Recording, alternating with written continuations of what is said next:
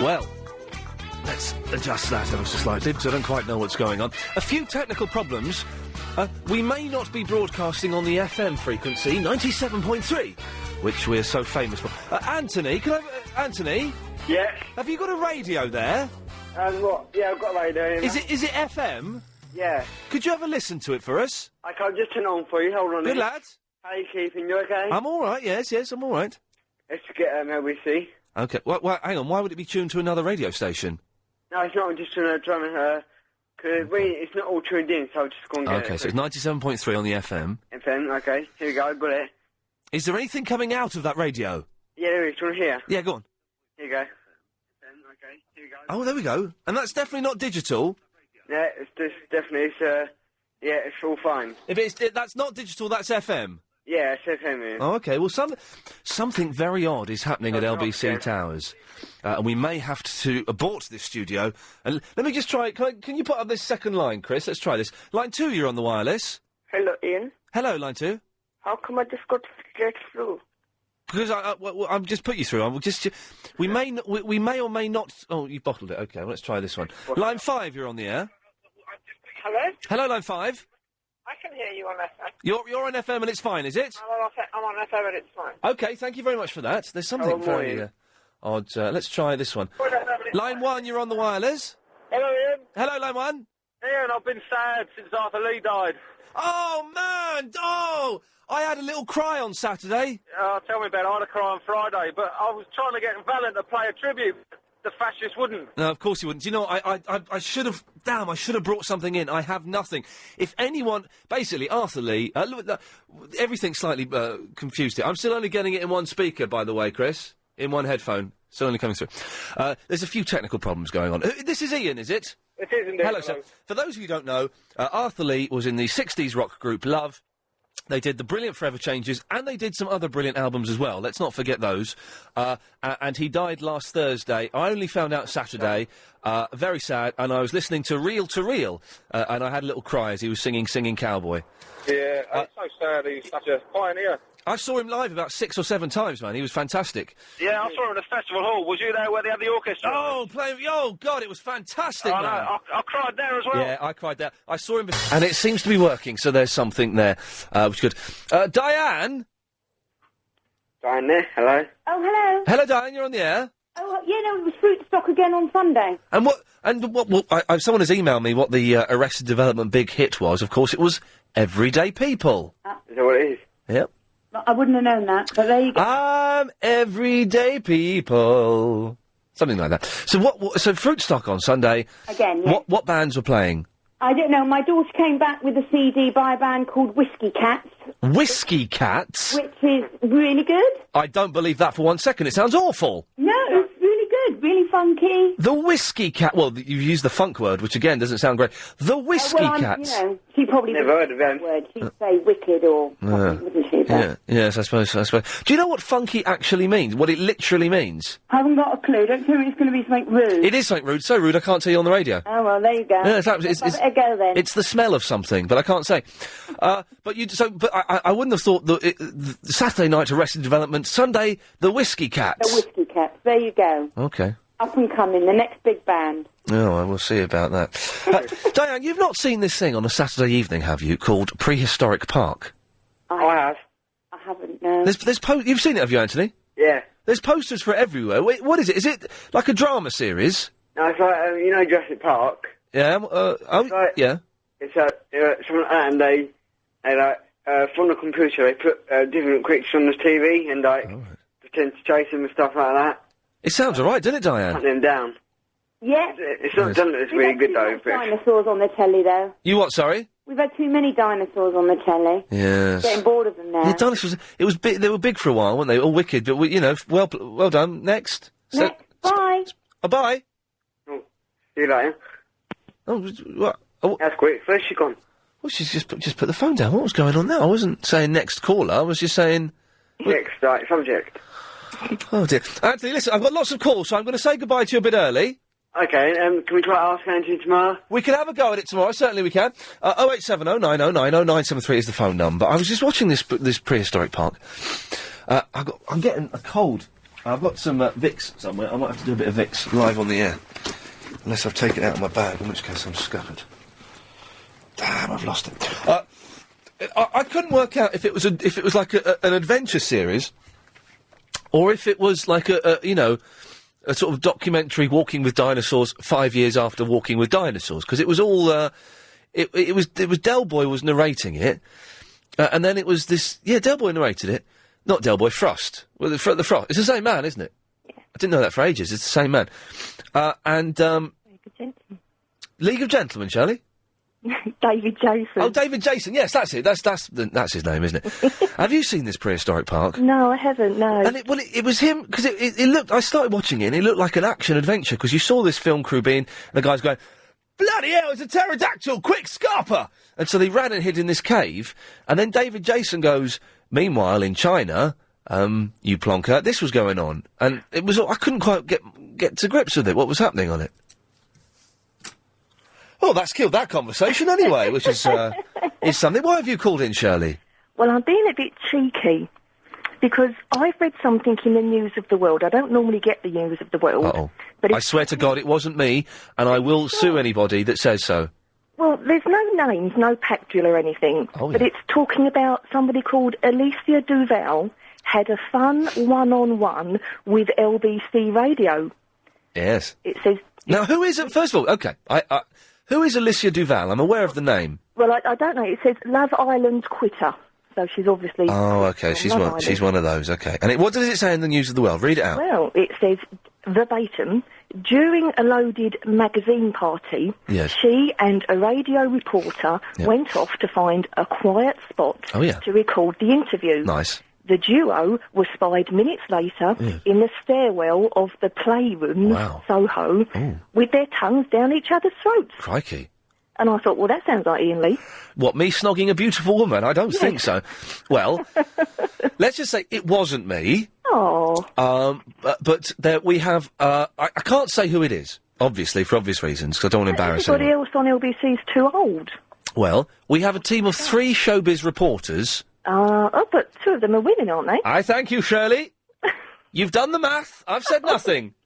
Oh, my word. There we go. I have said nothing because it would not be appropriate for me to say anything, but you have come to your own conclusions. I can't say whether you're right or wrong. But they sound such nice girlies. I would never have... No, it was... Oh, God, she's come to the wrong... She's put 2 and 2 together and come up with 27. it wasn't a lesbian kiss. Right. So... I don't know a chap, though, who's one of your showbiz reporters. They're both girlies. There are 3... Oh, all right, there are 3. OK, well, I don't know the third. Well, go and have a look on the internet. OK. But I'm not saying it was him or not. I don't know. Good on him, that's all I can say. Yes, that's all I can say as well. God, I had to lead her by the hand, didn't I? I didn't say anything, did I? Didn't say anything to... It would have been easy to work out, because the interview will get played out. I'm really bunged up all of a sudden. It's the aircon. We haven't got any Vicks Sinex, have we? Is there an emergency supply of Vicks Sinex that, I can shove up my hooter? Would be quite nice. Hey, Martin. Hello. Did you hear on the news earlier on today that Victoria Wood has been voted the funniest woman in the world? No, I haven't watched any news today at all. She's about as funny as my foot falling off. I agree with you. My mother might find her funny, but I certainly don't. I've written a song about an orgasm and I'm having a cup of tea. Oh, well done, Victoria. Next, it's the same thing again. She's as funny as Verinder, and he's an idiot. Who are you calling an idiot? Sorry, what? Who are you calling an idiot? No one. Anyway, Martin, why have you called in? Ian, I won't take up much of your time. Very brief question. I am curious as your pronunciation of vehicle. I always thought the English way was vehicle and the American was vehicle. No, the correct way is vehicle. You don't... Sorry, Verinder? Vehicle. Vehicle? Vehicle. No, vehicle. Vehicle? I don't know if I'm right or wrong, Ian, but everybody I hear says vehicle. Right, they're wrong. You don't... There is an H in vehicle. Yeah. You don't hover over it for too long, but you do have to doff your hat at it. Vehicle. OK, I'll have to take your advice on that one and tell everybody else that I meet that they're wrong. They are wrong, and it's not American, it's the correct way, vehicle. OK, well, thank you for your information. Thank you, Martin. Have a good day. Bye-bye. What are you saying, varkle? No, vehicle. Vehicle? No, vehicle. Vehicle? Yeah. No, but it's V-E-H... So it's vehicle. Yeah, well, I forget about it. All right. Why have you moved me to number 3? Sorry? MySpace. Oh, on Iain Lee, myspace.com/the real Iain Lee. You're my third friend, yes. Yeah, well, why? You've been demoted. By what? A pervert. Agent Chris is not a pervert, and he could sue you for that. No, I'm not talking about him. I'm talking about the guy at number 2. Who's the guy? I thought that was Agent Chris, isn't it? No. Okay. Who's at number 2? Who I put at number 2? Messy flat with a perv in it. If anyone doesn't know what we're talking about, it's probably best you don't know what we're talking about, but it's the phenomenon that is MySpace that's already where... It's getting a bit boring, MySpace, isn't it, Verinda? Yeah. Why do you keep asking girls if they're single? Because... well, that's a bit old now. I've done that about a week ago. No, because on Nuka Nuke's page, you did it yesterday. No? Did I? Yes. Hang on, let me see. Yeah, you go and have a look, Verinda, and you get back to us in a few weeks' time. Let us know. Jonathan's in the Bounds Green. I moved over to, where am I, Wandsworth now? I don't think it matters, does it? Oh, God, okay. I just had a refused delivery. I can't believe it. A refused delivery? Yeah. We're getting running short on leather lederhosen. Oh, yeah? This guy put in a special order, and he wanted some rubber ones, apparently, and I've only got the leather ones. I suppose because do you think because of this Maria programme they're becoming popular? The How Do You Solve a Problem Like Maria? Again, one of the... There's a lot of rubbish on TV at the moment. Absolute crap. Awful. Which brings me on to... I was a bit peeved on Friday, really. You were what? A bit peeved. Peeved? Yeah, peeved. Yeah, I was a bit disappointed with Fallon on Friday. Oh, he filled in for me. Why did he do it? Why? What was wrong? Well, he said at the top of the show, the very top of the show, he said he's not into... talking to the usual bewildered people that ring into Iain Lee. Oh, dear. But if you were new, you could ring in. Well, obviously I didn't get through because I'm bewildered. But Paul got through. You know Paul, really nice Paul. Jonathan, stay there. We'll continue that after this. Afternoon Wireless Show. What have we got to do for peace in the world? Anyway, so Jonathan, I'm really bunged up. I've been getting the start of a cold the last few days, sore throat, sniffling. But I'm bunged up and I've left my Vicks Sinex at home. Oh, yeah, you got any, something you could put in some hot water and how, you know, like sticky stuff, you can put it in. Oh, God. In the water and you sniff it and it always clears my if I'm bunged up. Yes. Yeah. Jonathan, do you have any point to make? Yeah, I do, actually. Oh, well, should we, you've got 10 seconds, or should we come back after the news? Oh, could you come back after the news? So I did want to ask you about how you got on at Mastermind. Oh, of course, I shall tell you more after the latest news, thank you. The show. Okay, very quickly, an email referring to something we did a couple of weeks ago now about women can't write songs as good as men. It's a fact. And Patricia has emailed in, trying to prove me wrong, but her example is just brilliant. Iain, you said a few weeks ago nobody could come up with a good example of female songwriters. Well, have you never heard of Charlene Spiteri from Texas? Surely one of the most talented writers and musicians of the last 20 years. That bird from Texas? Are you a big fan of Texas, Chris? I think she wrote Golden Sands, didn't she? What? She wrote Golden Sands.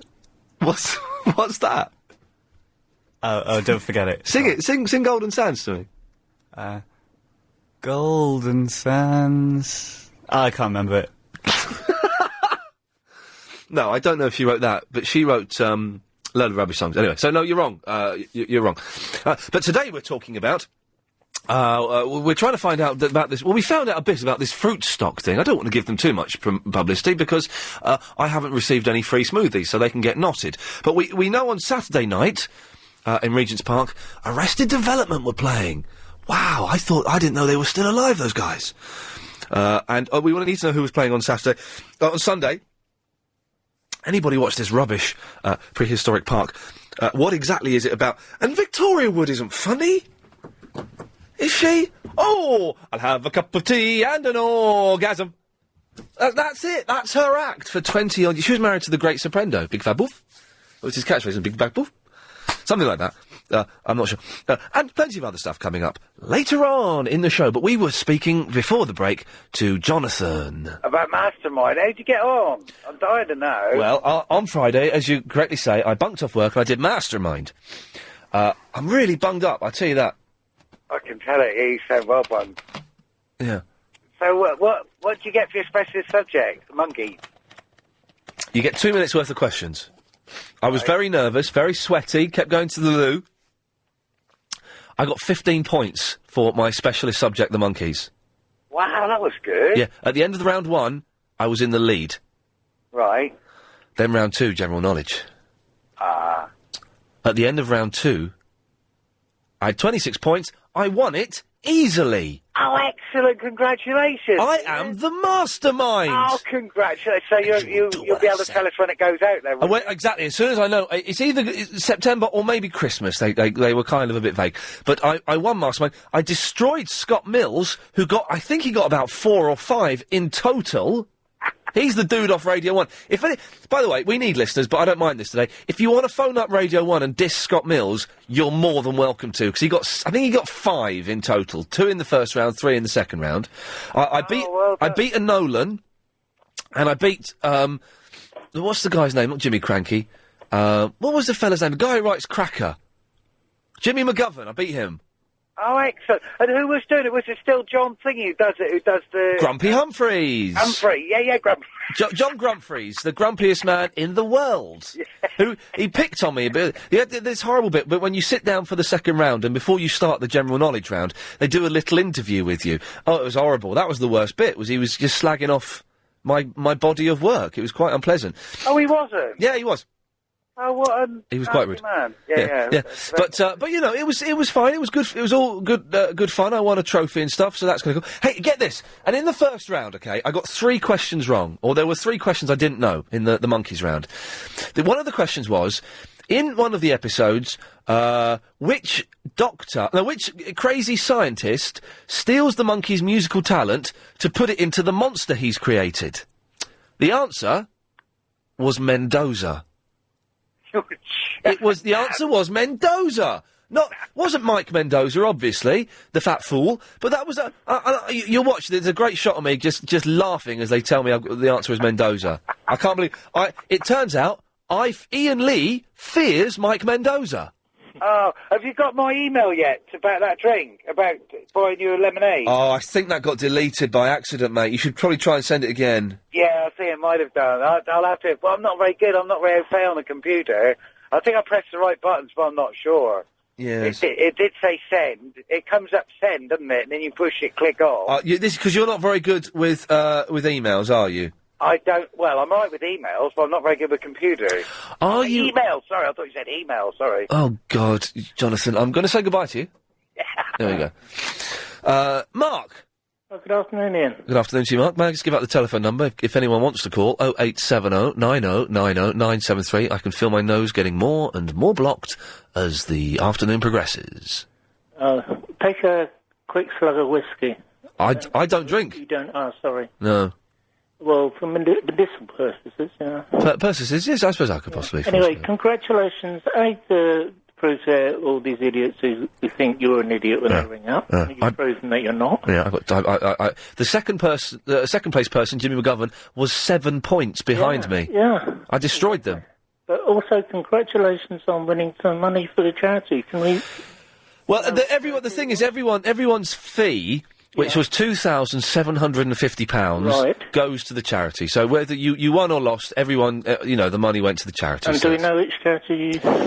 I've given it to the Multiple Sclerosis Centre in Reading, because they're very good. So, that was good. But more importantly, I won a trophy. Well done. So that's the main thing. And one thing, a few days before, I rang up and, you probably don't remember, but I said, maybe they might ask you a question about Pete Nesmith's mother was a millionaire. Mike Nesmith's inventing Timbits. They didn't ask that one. They didn't ask that one. No. Disappointed.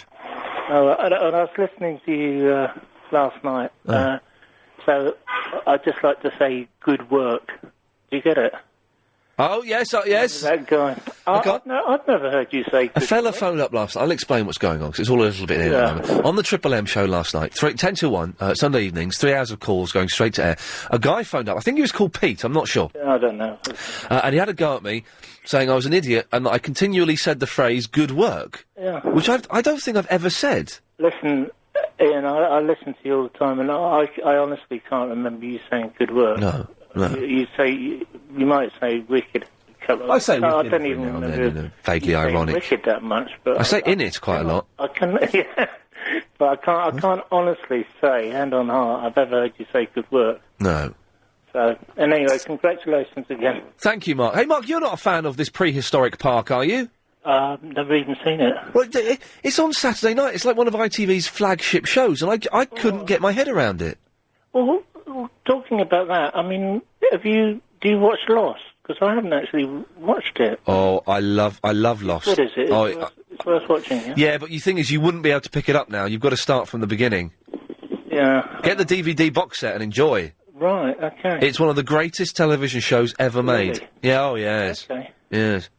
Okay. Thank you for that, Mark. Thanks a lot. There we go. Sorry, I keep sniffing. I can only apologise. But these things happen. So that's good. Hey, Ian, you're saying the same things as you did yesterday night. Change the subject. Oh, here we go. You may have noticed. Ian, I've got an email. Look, this is an apology. Ian, you may have noticed you could only hear LBC 97.3 in your right headphone at 3 p.m. This is because I made a mistake earlier whilst making some configuration changes in preparation for the 5 all-new LBC digital regions. David, the senior boffin, please. My boss has asked me to point out this is the first mistake I've made in the last 43 router configuration changes. Irrelevant. He's made a mistake and it was on my watch. On that basis, I shouldn't make another mistake for 3.4 years. Well, I won't be here when that mistake happens. Please accept my humble apologies. I can assure you I'll be the laughingstock of the LBC Boffin Laboratory for the rest of the week. It's not any consolation, David, but it's a start. You could send me a cheque, actually. That would help. Ebony's in the Brixton. Oh, hello, Ian. Ian, you're chatting rubbish, mate, about women singers. No. Have you ever heard of Diane Warren? No. Ebony? Yes. You're chatting rubbish about my topics. I've not mentioned women singers.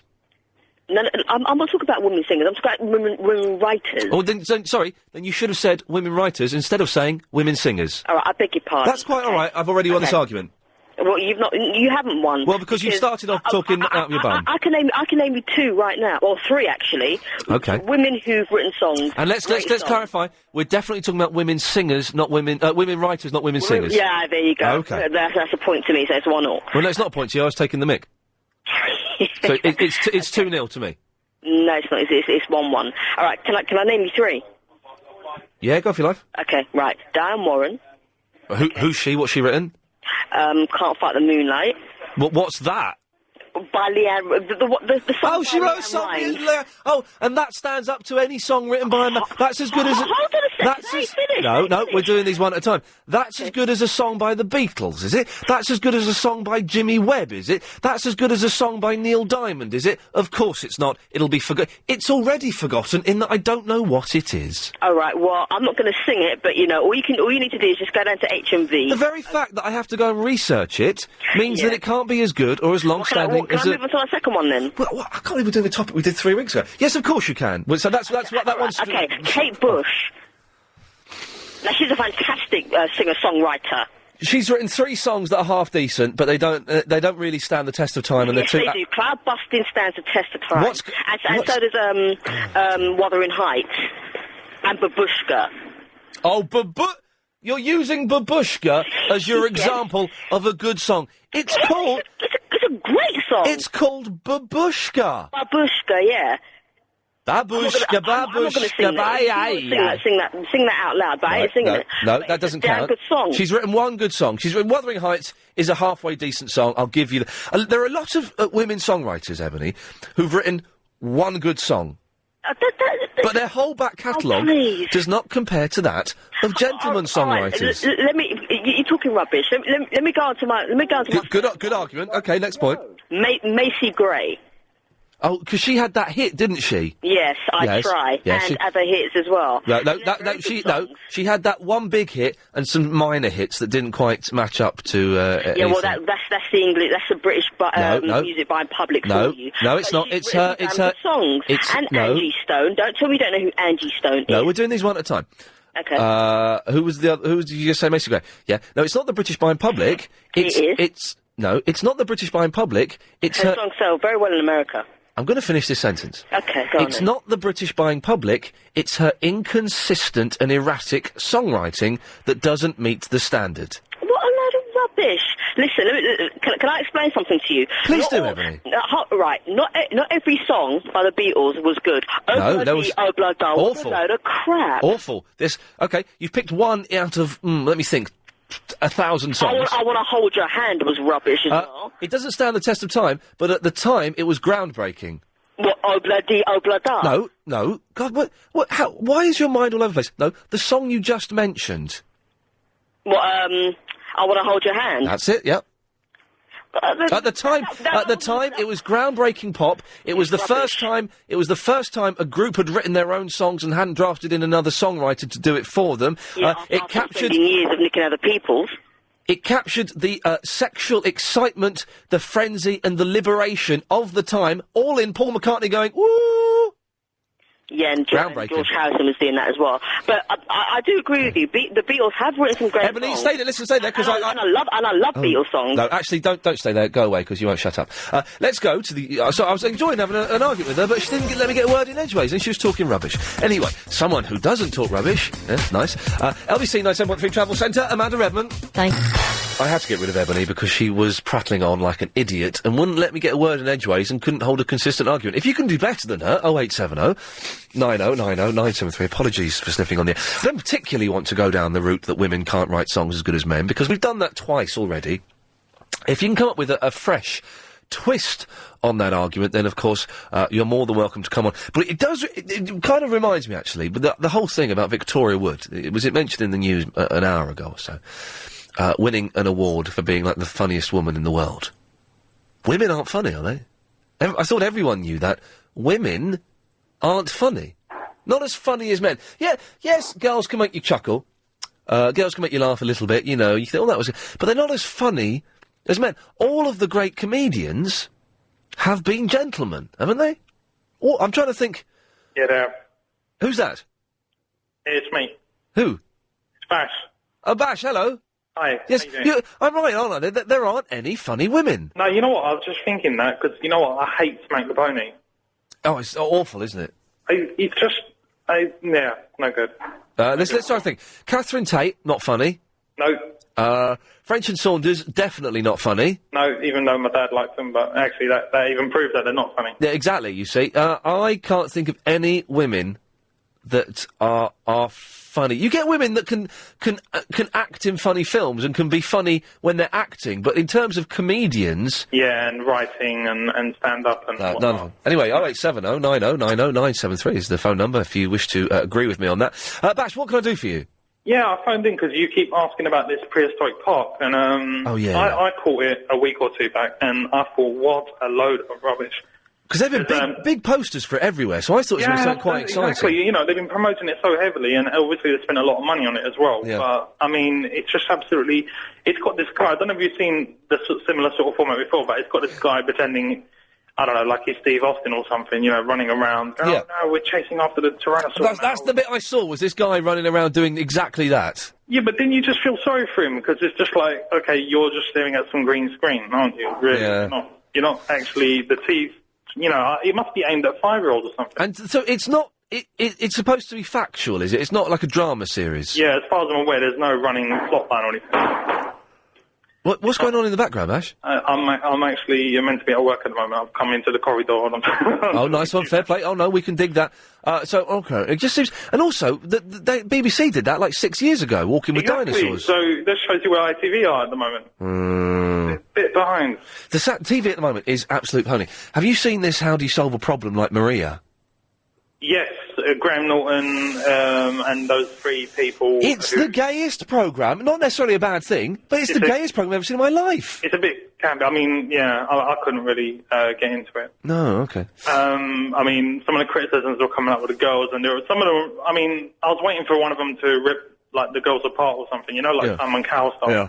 And it didn't happen, so I just just go, you're wonderful, you're so magical. Hey, Yeah. listen, Alison has just sent in a list of 10 women songwriters that are as good as men.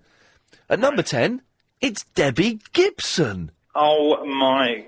She wrote Electric Dreams, didn't she? No, Electric Youth. Oh, I'm going to hang up. Sorry, Arthur.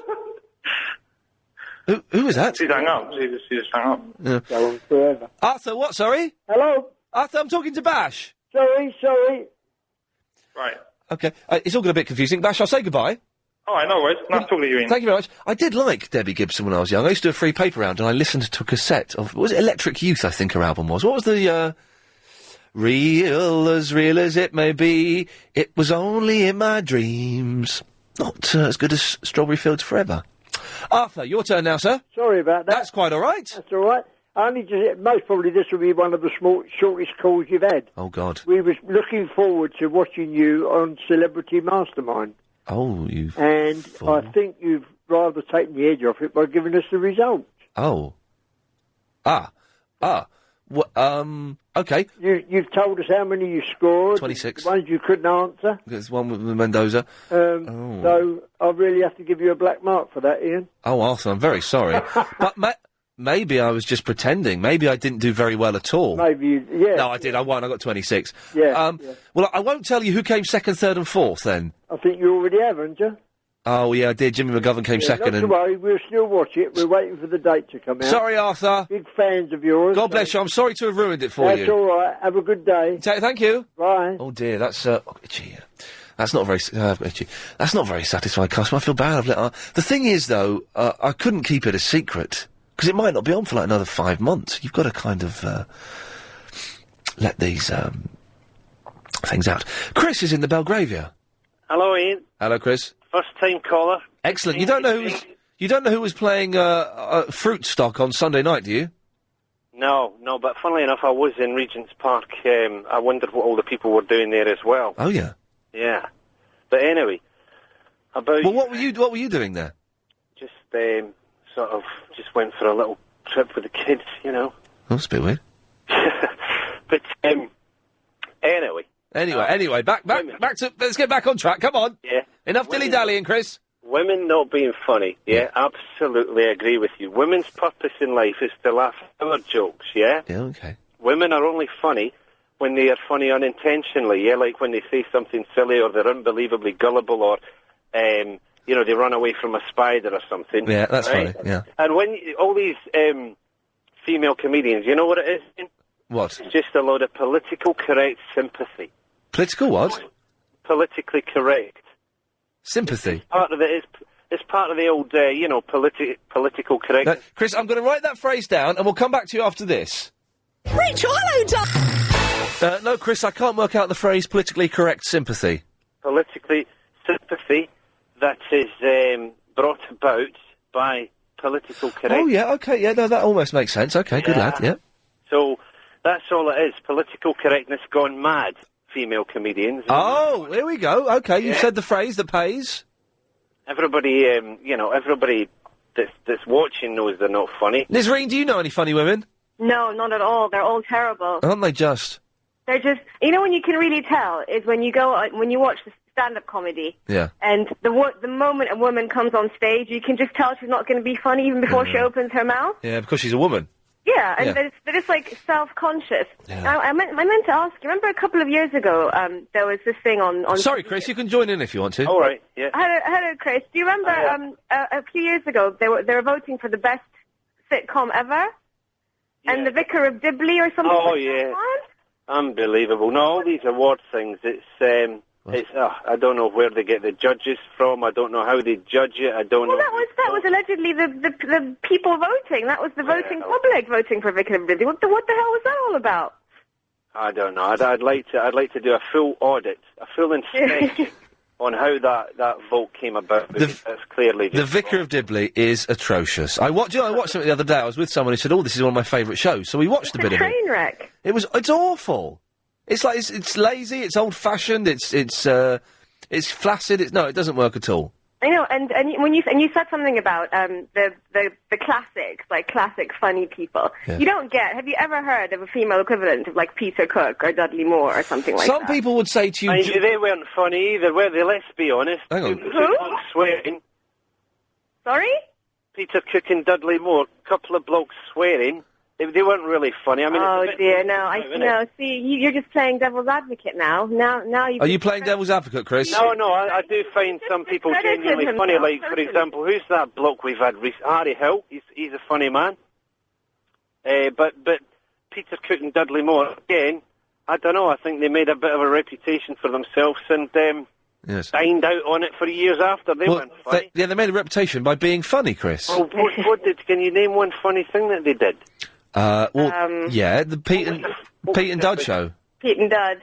Yeah, but right. Say you could recount the Fawlty Towers sketch. Oh, right? Fawlty Towers. Let's look at that. Fawlty Towers is rubbish. Okay, everyone knows that. Overrated. Come on, that's yeah. Fawlty Towers has moments. It has moments of just not even half funny. Frustration. But moments of amusement. Oh, I'll tell you what else is rubbish now that you watch it for the second time. Seinfeld. Who? Seinfeld is getting a bit dated. Remember that bit where they goes, Babka, let's have the Babka, I need Babka, we need Babka. Remember that? No. And that was supposed to be like, the funniest thing, the funniest sort of... Okay, Chris, I'm going to cut you off now. Okay. There we go. He's gone. Whatever we were talking about, Nisreen, yes, I agree with you. Female comedians are rubbish, and they're like female footballers. No, that was it. I was going to say, some people would cite to you as a female equivalent of Peter Cook, Joyce Grenfell, but she's not funny. She's not funny. No, she's not. The thing is with women comedians, and this really annoys me. The thing is about them, they're not comfortable enough to make a fool out of themselves. Exactly. If you know what I mean. Yes. You know, they won't be comfortable enough to pull faces and stick their bum out and just not be attractive. You know what I mean? Nisreen, I agree with you. I couldn't agree with you more. If you want to join in, 0870 9090 973. Sorry, I do apologise for keep sniffing, but it's tough. More of your calls after the news. Thank you. 0870 9090 973 is the telephone number. If you want to give us a call. What's this? Yes. So, hello? Hello? Yes, I'm just about to set up what we're talking about. Ian, we were talking about, you said Fawlty Towers is not funny. That was one of the things I said, yes, it's rubbish. Next thing you'll be saying is only Fools and Horses is not funny. And you know why I'll be saying that, don't you? Go on. It's Pony. Pony. It was awful. See, the trouble is, Ian, we all listen to you every day, and I must admit, I'm a first-time caller here. Yes, and who is this, by the way? This is Steve. Steve, hello, Steve. Billericay. Hello, Steve. Sorry, mate. That's all right. I've got to tell you that you're not funny. Okay, fair enough. But I listen to you every day. Right. And as for saying only Fools and Horses ain't funny, mate, well, I don't know where you're coming from. Well, I'm coming from the point that finds predictable, tired old sitcom formats that have been overstretched beyond their point unfunny. That's where I'm coming from. Well, I'd like to hear anybody else on here that thinks they wouldn't find that funny, because I do. I find it very funny. Okay. Well, you sound quite a traditional, thick man. I'd say, yeah. Sorry, I was debating whether to say that or not. I thought, yeah, stop it, go in and say. There must be a few thick of us around, I reckon. Then. No, exactly. I mean, this is the thing with these things, though. It's all subjective. There's no definitive answer. But I never found Fawlty Towers funny. I used to pretend that I did because everyone else did. I thought, well, maybe I'm missing something here. But I never found Fawlty Towers funny. But I always find John Cleese very irritating when he's doing his shouty thing. And his frustrated thing, because the problem with Fawlty Towers, every situation could be solved if everyone just calmed down and looked at it, but no one does, and so it's based on a completely unbelievable premise. Yeah, I can see that. And that frustrates me. Really frustrates me. Yeah, but you've got to admit though that you must have laughed at one or two of them. No, you never laughed at anything. No, not Fawlty Towers. No, it's rubbish. I don't get it. I don't get it. And Del Boy calling Rodney a plonker. Oh, brilliant. Well done. Next. It's not funny. Oh, well. Sorry, Steve. I don't want to fall out with you on our first call. You just ruined my life today, but... Oh, no. I will still listen to you from every day, so, that's not bad. All right, Steve. Well, listen, please call in again. And it's good to disagree. That's what makes the world go round, isn't it? You carry on and have a good show, mate. Thank you, Steve. All the best Bye-bye. to you, mate. He was a nice fellow. Do you know what I mean? He was a nice chap. We disagreed, and we walked away still shaking hands, which is good. So... you may have guessed there, we're talking about things that are funny. Women are not funny. Simple as. This came from a discussion we had a couple of weeks ago that Ebony wanted to continue. Women can't write songs as good as men, okay? Simply can't be done. Also, women are not funny. Victoria Wood is Britain's funniest woman. Second place, Dawn French. Sweet God! All Victoria Wood has done in the last 5 years is Dinner Ladies. And that was cack. You're jealous. Sorry? You're jealous. I'm jealous of Dinner Ladies? No, of Victoria Wood. Why am I jealous of Victoria Wood? Because she's funnier than you. She's not funnier than me. Yeah. You so is Dawn French. Yeah. So is Kathy Burke. Yeah. So is Joe Brand. So is Julie Walters. And so is Catherine Tate. I quite fancy Julie Walters. Yeah, and they're all more funnier than you, aren't they? Someone sent an email, actually, telling me a woman that's quite funny, and they're right. Let me find this email. Where's it from? Alicia says, Verinda's pretty funny for a girl. Oh, okay. Yeah, right, whatever. But all these people are more funnier than you. You're just jealous of them, aren't you? That's why you're saying that women aren't funny. No, I'm not jealous of them. I don't think they're funny. No, they are funny. They're funnier than you, anyway. Okay. Tell me something funny that Victoria Wood has done. Dinner Ladies. Dinner Ladies. Dinner Ladies is a programme for old women who've never been outside. Yeah, but I just watch it anyway. Give me your favourite bit from Dinner Ladies. Go on. Don't cry. Give me your favourite bit from Dinner Ladies. Are you chuckling as you remember it? I forgot. I forgot. I didn't watch it for a long time now, so I forgot most of it. Are you still chuckling with the memories? Yeah. Okay. Tell me the funniest bit of Catherine Tate. Go on. You know, I'm not bothered. Yeah, that's funny, isn't it? Oh, it's quite funny, actually, when you do it like that, yeah. Do you think that 40 Towers is funny? No, I never watched that. And how about Fools and Horses? Yeah, that's the best. Best comedy ever. Okay. Yeah. And, Rob? Yeah, hi. Do you agree with that, that Fools and Horses is the best comedy ever? Well, I'll tell you something. My wife loves Only Fools and Horses. I've always questioned myself, really, because I've never ever been able to understand why anyone's found it remotely funny. Yeah. As a matter of fact, I find it so unfunny. I was starting to think there was something wrong with me. It's so bad it makes me feel sick. I mean, come on, man, that Batman episode, you know, that was the funniest ever. They keep showing this clip over and over again, reputedly the funniest TV moment in history, where, I don't know, the character Del Boy or the other one falls through a bar. He leans on the bar, and the bar's not there, he falls through it. Yeah, that's funny. Right, is it? Yeah. And so is that guy calling Rodney and Dave. Yeah, that's funny. It's despicably unfunny. Yeah. No, it is funny. Well, maybe... You told me it was something that's better than Only Fools and Horses.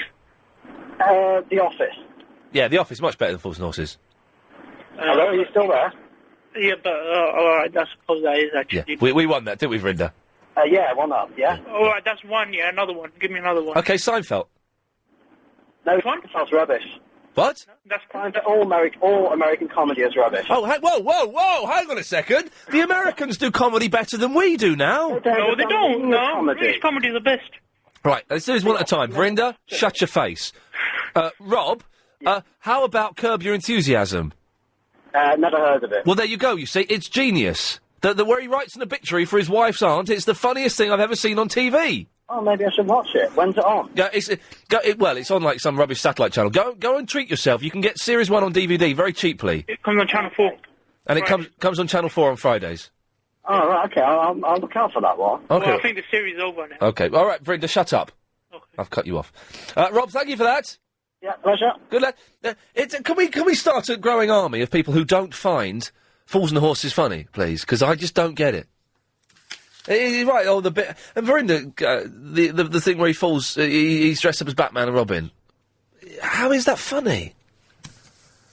0870... Tony's in the Crawley. Yeah, hello, Ian. You're talking about females not being funny, comedians. They're not, are they? None of your public listeners have mentioned Joan Rivers. Oh, we had an email mentioned. I didn't read it out. Yes, Joan Rivers. Okay, well, she's not. I honestly think that she's the funniest female, and she doesn't hold up about anything. No, she's like the male equivalent of Steve Allen. Well, Steve, yeah, I'd like to hear her as a radio presenter. I really would. She's past it now, though. She's about 76, isn't she? She's yes, past... but she's past it, but she's still being able to show the younger generation how to be a comedian. Well, her series on Channel 5 flopped, didn't it? Well, I didn't actually watch it. I watched the audience with Joan Rivers, and she... OK, she had to hold up on certain things because of the public, but a good comedian doesn't have to swear all the time, but she can hold back. Yes. But nobody's mentioned her. No, OK. Well, you've thrown her into the arena, Tony. Thank you for that. That's all right. Thanks a lot. There you go. Lovely. Just, nice chat. 0870 90 90 973 is the phone number. If you want to give us a call, you can email iain@lbc.co.uk. If anyone could defend the prehistoric park to me as well, that would be quite good. I've got loads of stuff to talk about today, actually. Got told off by the boss on Thursday, so we've had to come in and do some prep, that's why. Yes, Paul? Hello, Ian, how you doing? I'm all right, mate. What can I do for you? Yeah, I was going to agree on the only fools and horses thing. Oh, it's awful, isn't it? Yeah, I think it's pretty bad. I must tell you something, it's a bit sad thinking about it, but I'll say it. Go on. Because I did used to watch it, right? And there was one episode where Rodney met some rich girl. Yeah. And he got, like, the car to drop him off at a rich house, as opposed to his council estate. Yeah. And I did the same thing. I couldn't believe I would never do it now. What did you do? Well, I was going out with this really rich girl. Well, hang on a minute. You would have been... Surely your slightly... And don't take this the wrong way, but your slightly rough Cockney voice would have told her that you weren't rich. Yeah, I know, but, I mean, I didn't want her to know where I lived, and I lived in a pretty rough council estate. Yeah. So we were getting a cab back, and, like, she was staying in the cab. Yeah. And I got the cab to drop me at my mate's road, where they were, like, really nice houses. Yeah. And then they did a skit on it in Only Fools and Horses. Yeah. I just didn't find it funny, and I ain't found it funny since. But hang on, I'm more intrigued in this. Did this girl? Eventually, she found out the truth. And did she dump you like a ton of lead? Not really, Or but her bricks. mum complained about me getting South London accent. But, Yeah. you know what I mean? Yeah. Paul, what are you doing? Oh, God.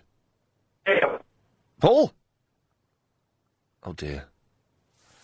And Paul disappears from my screen. We will never know whether he married that bit of posh. Shona is in the Balham. Oh, hi, Ian. Hey, Shona. Yeah. Okay, standing up for the women in comedy. Yes. Okay. I love Maureen Lipman. She's so witty. Mm-hmm. Do you agree with me? Or? No, I find her... I've got to be very careful. She lives in the same street as me. But I find her irritating, stuck up, and... aren't I so clever and funny and clever? No, you're not. You're not funny at all. She's a good actress. She's a very good actress. Yes, indeed. But she's not a funny comedian. I don't know if I've seen her... She did those BT adverts. They were awful. Oh, yes, they were wonderful, yes, I do agree with you. They're not awful, I said.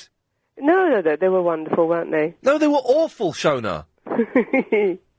BT, I mean, someone came up with the idea, and he just went through with it. What? I know how adverts work, yeah? Mm-hmm, yeah. And they were awful, because her name was BT. Was it the name? I know, someone came up with the idea, didn't they?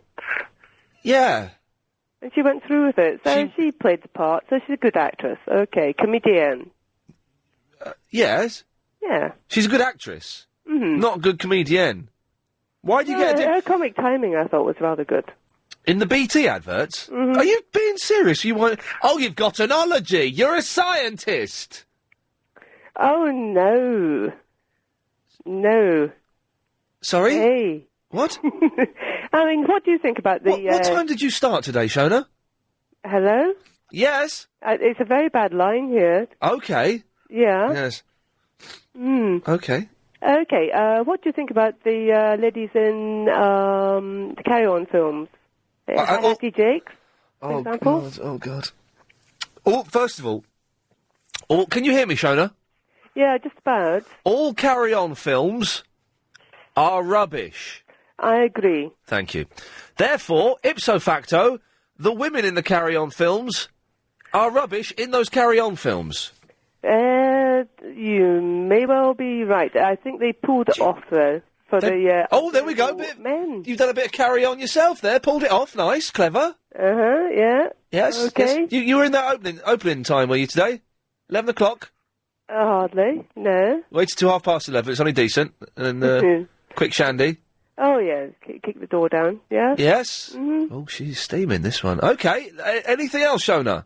No, it's just some favourite songwriters, female songwriters. Oh, Joni Mitchell, Carly Simon, Billie Holiday. Carly Simon's only written one good song. Joni Mitchell's written 6, but they still don't compare to songs written by men. It depends on your taste. No, it doesn't. It depends on history and fact. And the fact is, Carly Simon only wrote that song, that Vain song, and that's not brilliant, but that's her only decent song. And Joni Mitchell, that Blue album was all right. You know, I put it in a top 100, I suppose. Yeah, that was rather special, I thought. Yeah. No. So, what about Sandy Toksvig, who used to be on your... Yeah, not funny. She had her place. Yeah, she did, yes. Mm-hmm. Yes. Anna Rayburn. She's not funny, no. She's a problems woman. Yes, but she laughs hysterically. She does laugh. She laughs, yes, she laughs. I'm not saying women can't laugh as well as men. Some women I know are the best laughers in the world. Unfortunately, it's not women that's made them laugh. It's men. Who's your favourite comedian in that case? That male? Well, then it's comedian. Andy Kaufman, Peter Cook. Very droll. Very droll. Which one? Both. Andy Kaufman's not droll. Yes. Not really up on him, must say. But Peter Cook and Dudley Moore, sitting in the pub and, you know... I bet you were, yeah, I know. That's why we're struggling today, isn't it? With this conversation. Hardly, no. Yes. Just a bit tired. Sorry? Right, so, Billie Holiday. She wrote some songs. Yeah, I've cut. What? If anyone had any idea what Shona was talking about, could you please write your answers on a postcard or the back of a sealed down envelope and post them to me, and I will put those answers into a computer, and we will see what we can come up with. Ian, Fools and Horses is gay. Who's this from? This is from Chloe Hitch. I don't know if he could possibly say that. Ian, stop being ignorant. There have been some great comedians. Why do women get a separate word as well? You're a comedian, do you know what I mean? Comedians. Joe Brand. Whoopi Goldberg. Whoopi Goldberg. Sister Act 2. Dawn French. All of them are a damn sight funnier than you, says Alexis Volyakov. Betty Marsden. Hilda Baker. Joan... Oh, no. You're oh, God. No, it's all got funny, isn't it? Raj. Sorry, Raj. Good afternoon, Ian. How are you doing, sir? I'm all right, thank you. Well, you're talking about funny programmes. I believe so. All right. How about, do you remember Mind Your Language? Oh, hang on a minute. I've got the Mind Your Language theme tune. Have we still got that? Have we to get rid of that? Oh, here we go. Do you mean this, Raj? That's right. Yeah. I remember this. This was all about people from various parts of the world coming to learn English. That's right, yeah. Do you think that was a funny programme? At the time, I thought it was funny. I've not seen it since. I don't know whether... People say it was racist. I don't think it was racist, was it? It was a little bit racist, I think. Yeah. Was it? I don't really remember. I guess it played heavily on racial stereotypes. Right. Okay, how about Sickness and in Health with Alf Garnett? I never really got it. I didn't really find it funny. No. But that wasn't racist.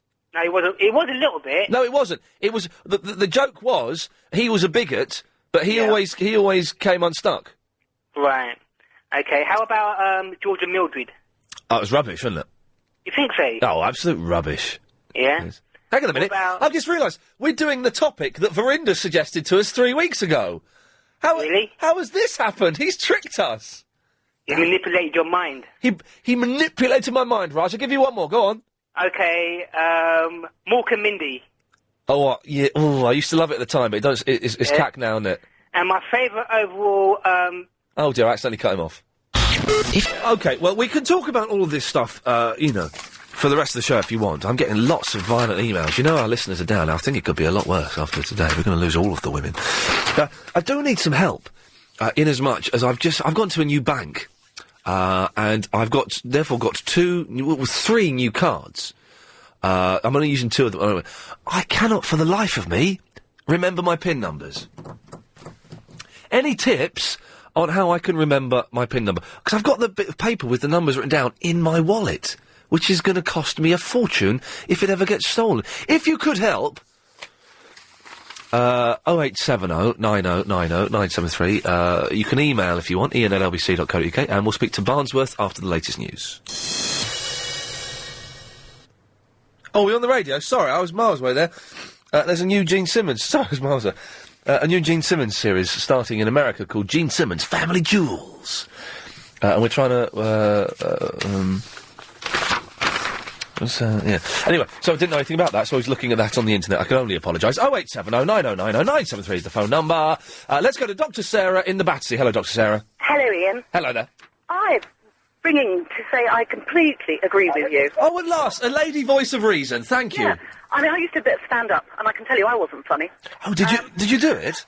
Yes. What was your opening line? Oh, Lord, I can't remember now. It's over 20 years ago. Oh, okay. It was all pretty self-deprecating stuff, but, no, I can't stand all those sort of BBC Two sitcoms, reruns of The Good Life all the time, and The Vicar of Dibley. I don't think there are hardly any funny sitcoms at all. Have you seen Green Wing? I don't like that. Do you not? I think the problem with Green Wing, it's the one in the hospital, isn't it? Yeah. I find it a little bit too self-knowing and just a little bit smug. I have to say, it's probably the most accurate look at hospital life that I've ever seen on anything. Oh, no, don't say that, because it's all weird. Yeah, well, it is weird. I quite fancy... Is it Tamsin Gregg who's in it? She's the dark-haired girl. Dark-haired girl with the big nose. Now, do you think she's funny? Yeah. I think she's a funny actress. There's a difference between being a comedian and an actress, isn't there, I think? I think some of that's ensemble written, isn't it? The what, sorry? Some of it's ensemble written. But possibly, but I'd imagine the men wrote it. Right, more of it. I think the Scottish girl's quite... I mean, she's physically very funny. Yeah. The one who plays the chief nurse. But I tell you who was funny, and you can't say anything bad about her because she's dead, was Linda Smith. Who? Linda Smith. Oh, really? Yeah. When did she die? Within the last 6 months. Did she really? I did not know that. Yeah. I didn't know her, but she wrote on some things that I appeared on. Oh, I didn't know that. No, and I think she was extremely funny.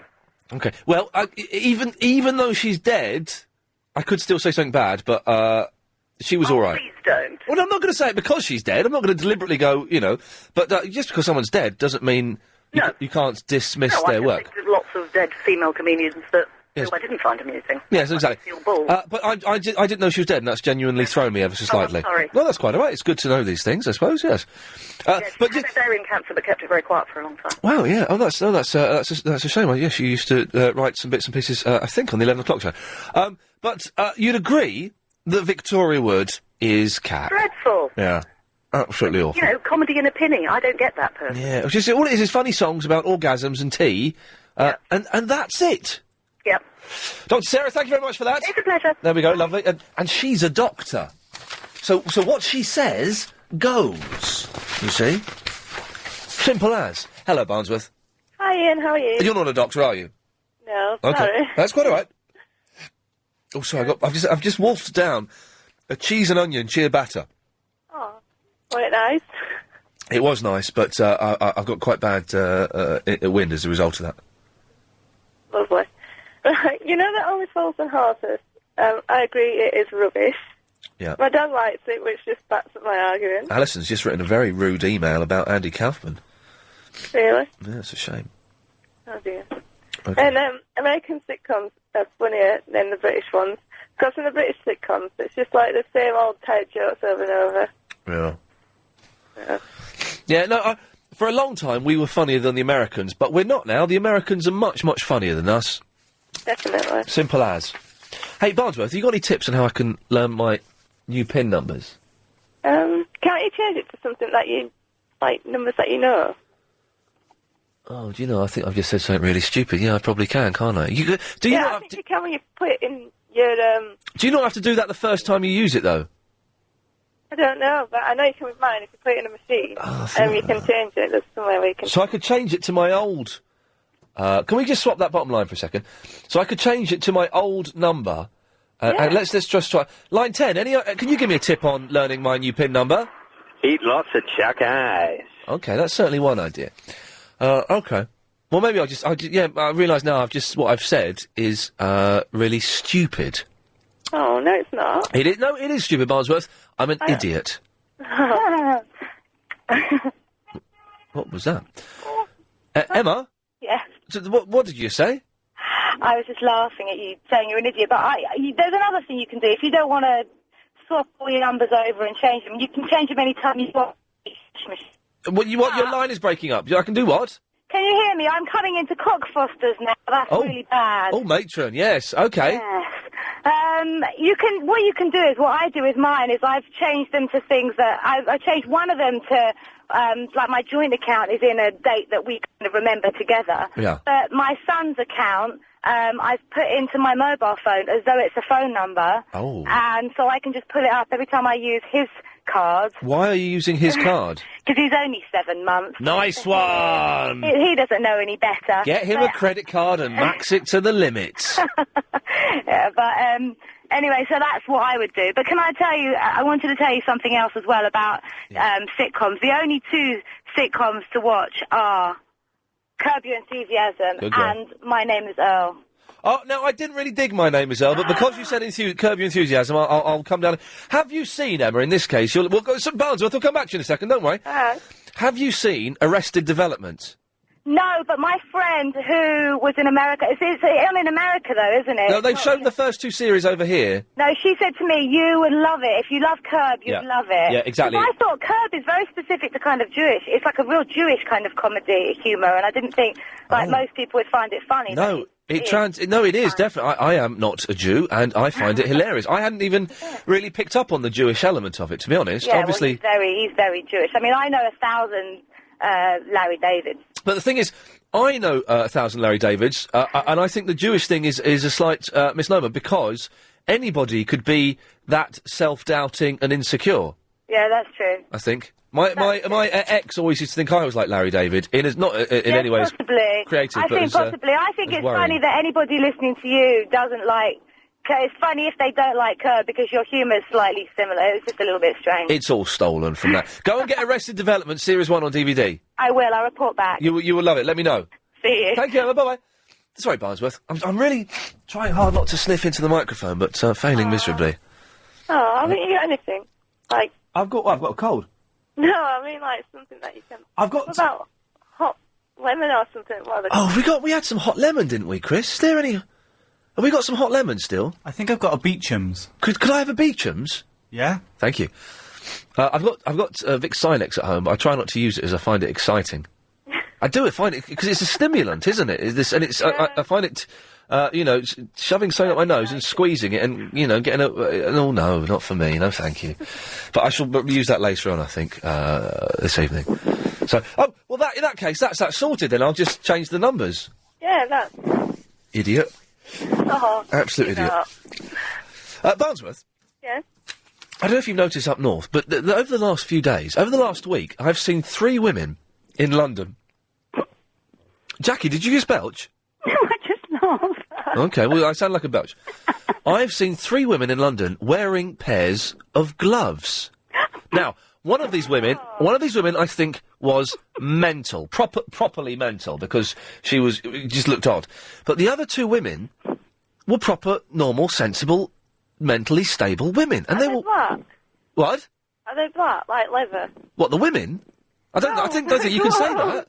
No, the gloves. Oh God! For a second, I thought we were going down a horrible route that I couldn't get out of. Are they? Gee, that was close, wasn't it, Jackie? Oh, sweetheart. Yes. No. One of them was wearing sort of white woolen gloves. No, they're woolen. Oh, because there we are. You get black leather gloves. People wearing black leather. I can hear a spaniel somewhere. Is there a spaniel panting? It's gone now. But so the people are wearing black leather gloves, are they? Yeah, and they've got they're supposed to like fashion at sisters where we are. They've got the fingers cut off as well from the. Jesus, it's tough up north. So they've just got holes to put their fingers through. Barnsworth, listen, thank you for that. I feel I ought to go to Jackie because she's scaring me. Jackie. Hello, darling. Hello, my love. There are two things now, because you mentioned about gloves. Yes. But oh, your voice is exciting, isn't it? Yes. Listen. How old are you, Jackie? Oh, I'm not telling you, darling. 42. Thank you. 50. No. Listen. 48. No. How old are you? No. 60. I'm in my 50s. Oh, really? 56. Well, roundabout, yes. 58. Oh, for goodness sake, Ian. You sound younger than 58, though. It's a compliment. Thank you, darling. Okay. Listen, Jackie, you've been whittering on so long about your age. I'm going to have to come back to you after this. Thanks very much. Imagine driving your dream car at an Jackie, I'm so sorry for keeping you waiting for so long. Oh, that's all right. Are you all right? Do you have a cup of tea? Yeah, no, I'm fine, darling. Thank you. I've got a Beecham's. I like women that call me darling. Do you? I think it's nice, yeah. Oh, I'm going to ask you your age in a minute, because I quite like toy boys. Okay, I'm 33. Oh, wonderful. Just the right age for me. Perfect. Send me a photo. You're not ugly, are you? No, I'm not. I'm beautiful. Oh, well, pop it in the post. I will. Lovely. Listen, sweetheart. You know when you were saying about the female comedians, yes. or rather comedians are female, aren't they? Yes. I quite agree with you. 100% agree with you. Yes. I do not find them funny at all. It's odd, isn't it? I really don't. Whether or not it's because I'm female, I don't know. But I don't find them female at all. But I must tell you, the person who has me absolutely in stitches. Yes. And I mean, I sit here, sometimes I have the radio, and I'm on my own, and I just burst up laughing, and that is Steve Allen. Well, yes, so some women can be funny, I suppose, in that respect. I just think that Steve Allen is fantastic. I really do. And I think, do you know what, Ian? Given the chance, I think you would be as well if you didn't have some of these dopey callers, really, they sort of annoy you a bit. Oh, God, they get on I'm sure my you wick. can be frightfully witty if you didn't have to answer them back. Yes, exactly. You see, that's what's holding me back is the callers. If I could just ditch those, then I could be If you flying. have one of these programmes like Steve Allen has, when he just does the talking and perhaps has a guest in and that, Yes. I reckon you'd shine. Well, maybe that's an idea. Maybe I wouldn't have to talk to idiots like Leon in the Lakeside. And people... Oh, that's not fair. Well, you know what I mean, Leon. I'm not an idiot. According to Jackie, you're dragging me down. I can't believe she can say that. Oh. Why would I be dragging the show Well, down? no, I don't think you are, but it's some of these others, these Narinda things. And, Oh, Verinda, yeah. Oh, God, she gets on my nerves. oh, and there's that other silly woman that rings you up somewhere. Lynn from Parkingside. Is there someone, Lynn? Be careful what I'm saying, but some of them, they just go on, and I can hear you getting more and more worked up and bored. Well, And I don't think they're giving you a chance. Oh, okay. So, Jackie, okay, this is serious now. Yes, what do you think I could do to improve the show and improve my performance on the show? Well, I've just said, haven't I? I don't think you should have these dopey people ringing, or being allowed to have these dopey people, because I think, quite honestly, you've probably... I've heard you once or twice, and you have got a good sense of humour. Thank you. And you do make me laugh. I could show you over dinner. Could you? Yes. That would be wonderful. Keep out, Leon. I'm in here on my own. Yes, no. AFC, here we come. I'm sorry, everybody, but it's just sort of Ian and me on my own at the moment. On our own at the moment. And Betty's here as well, I'm afraid. Who's that? Bessie? Did you say? I think I said Betty. Betty? Well, it's not Pauline Fowler's dog, is it? Betty, are you there?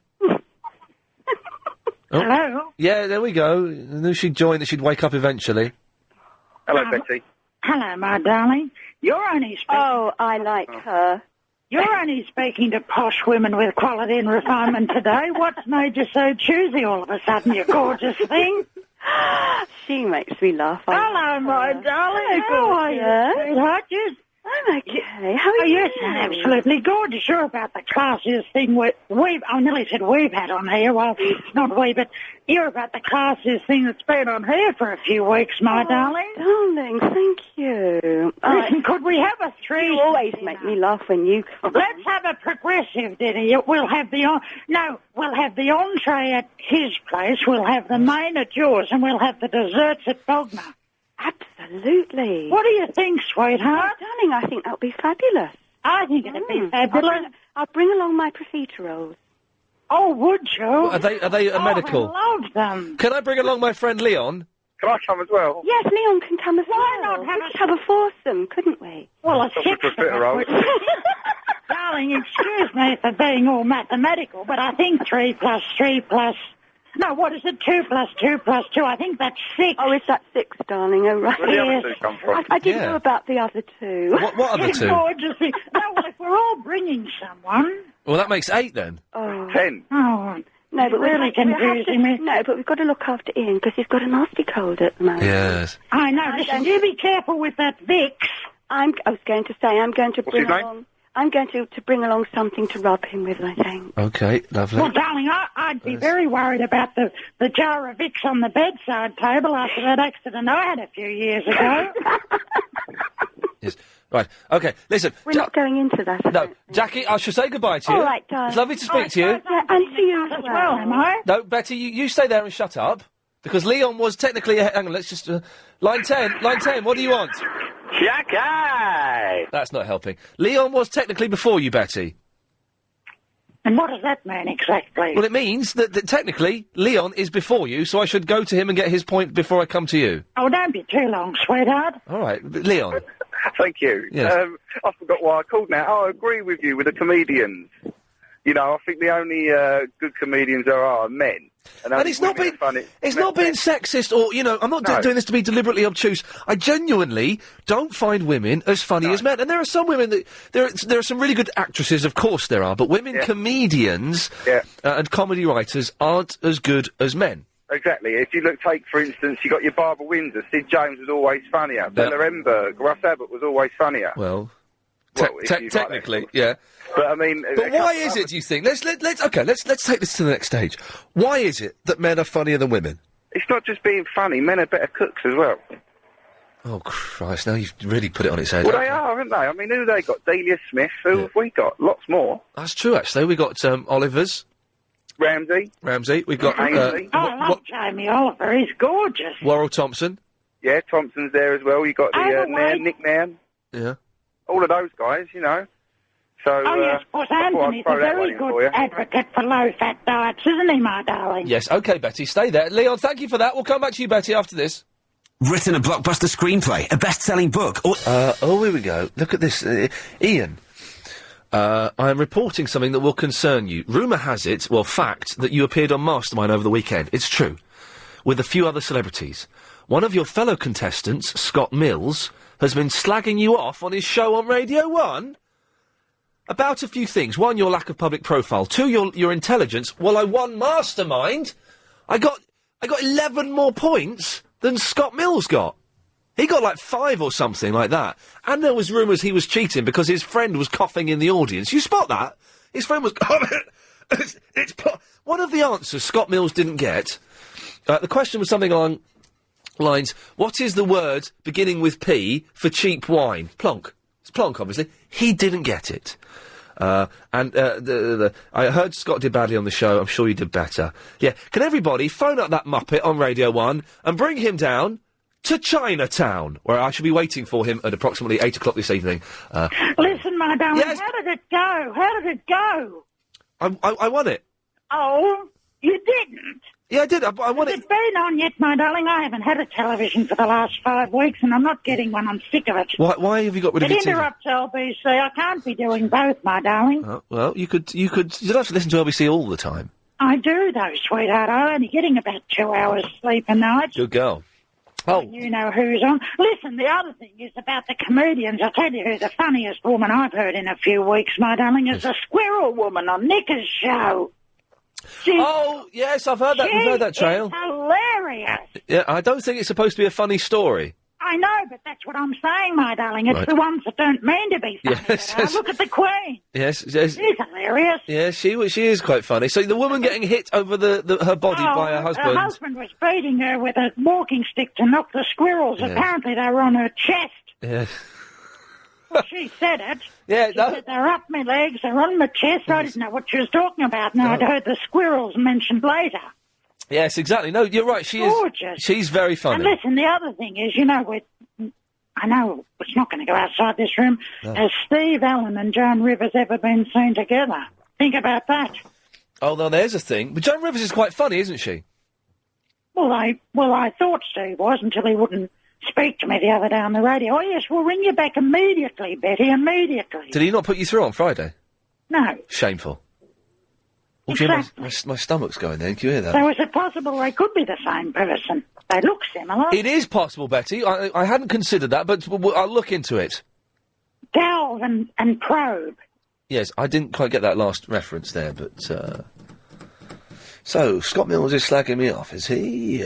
Well, I shall slag him off to my 35,000 listeners, while he slags me off to his 12 million listeners. Yes, Cedric! Hello, Ian. Hello, Cedric. Female comedians. Yes. Why do they have a different word? I don't know. I just can't work out why they've done it. It's not fair. Just they're comedians. You know, it's comedian. Comedian. Yeah. Comedian. But anyway, let me just crack on about female comedians. Unfortunate choice of words there. Yeah. Okay. The best one I've ever heard from is Ruby Wax. Now she's just the bomb, really.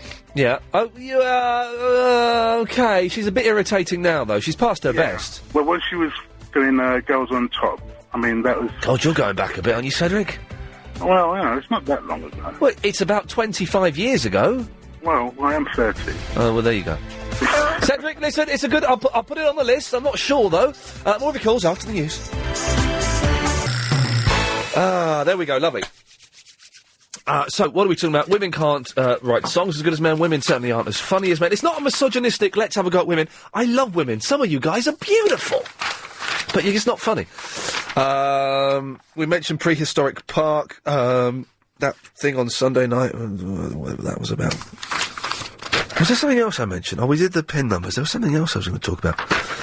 How many correspondents have we got, Chris, for the 5:38 Daily Correspondent Update? Just got one. If you're a correspondent, clear a couple of these lines, because we need some people to call in. If you're a correspondent, you best call in and book your place. You should really... Don't phone up at 5:37. Say, can I do the correspondent update? You've got to book it before 5:30. That's how it works. 0870 90 90 973 is the phone number. Scott Mill's still slagging me off. Anyway, Boo is in the Pimlico. Hello, Ian. Hello, Boo. How are you? I've got a cold. Oh, poor thing. I'm a woman and I'm really funny. Do you want to hear a joke? Yeah, go on. Okay. You've got a funny voice. Have I? What, funny ha-ha, funny peculiar? Just kind of funny. Oh, she's cute. I'll let her... I'll pretend she's funnier than she actually is because she's got a cute voice. That's very kind and giving of you as well. Pleasure. Okay, here's my joke. What do you call cheese that isn't yours? Nacho cheese. Hello? I just need some time to... Are you laughing inside? Anyway, Victoria Wood is really bad. I just need some time to think about that, because can you give me 30 seconds? No. You're a typical man. Oh, my God. I'm going to make a cup of tea. Hello? So rude. And more.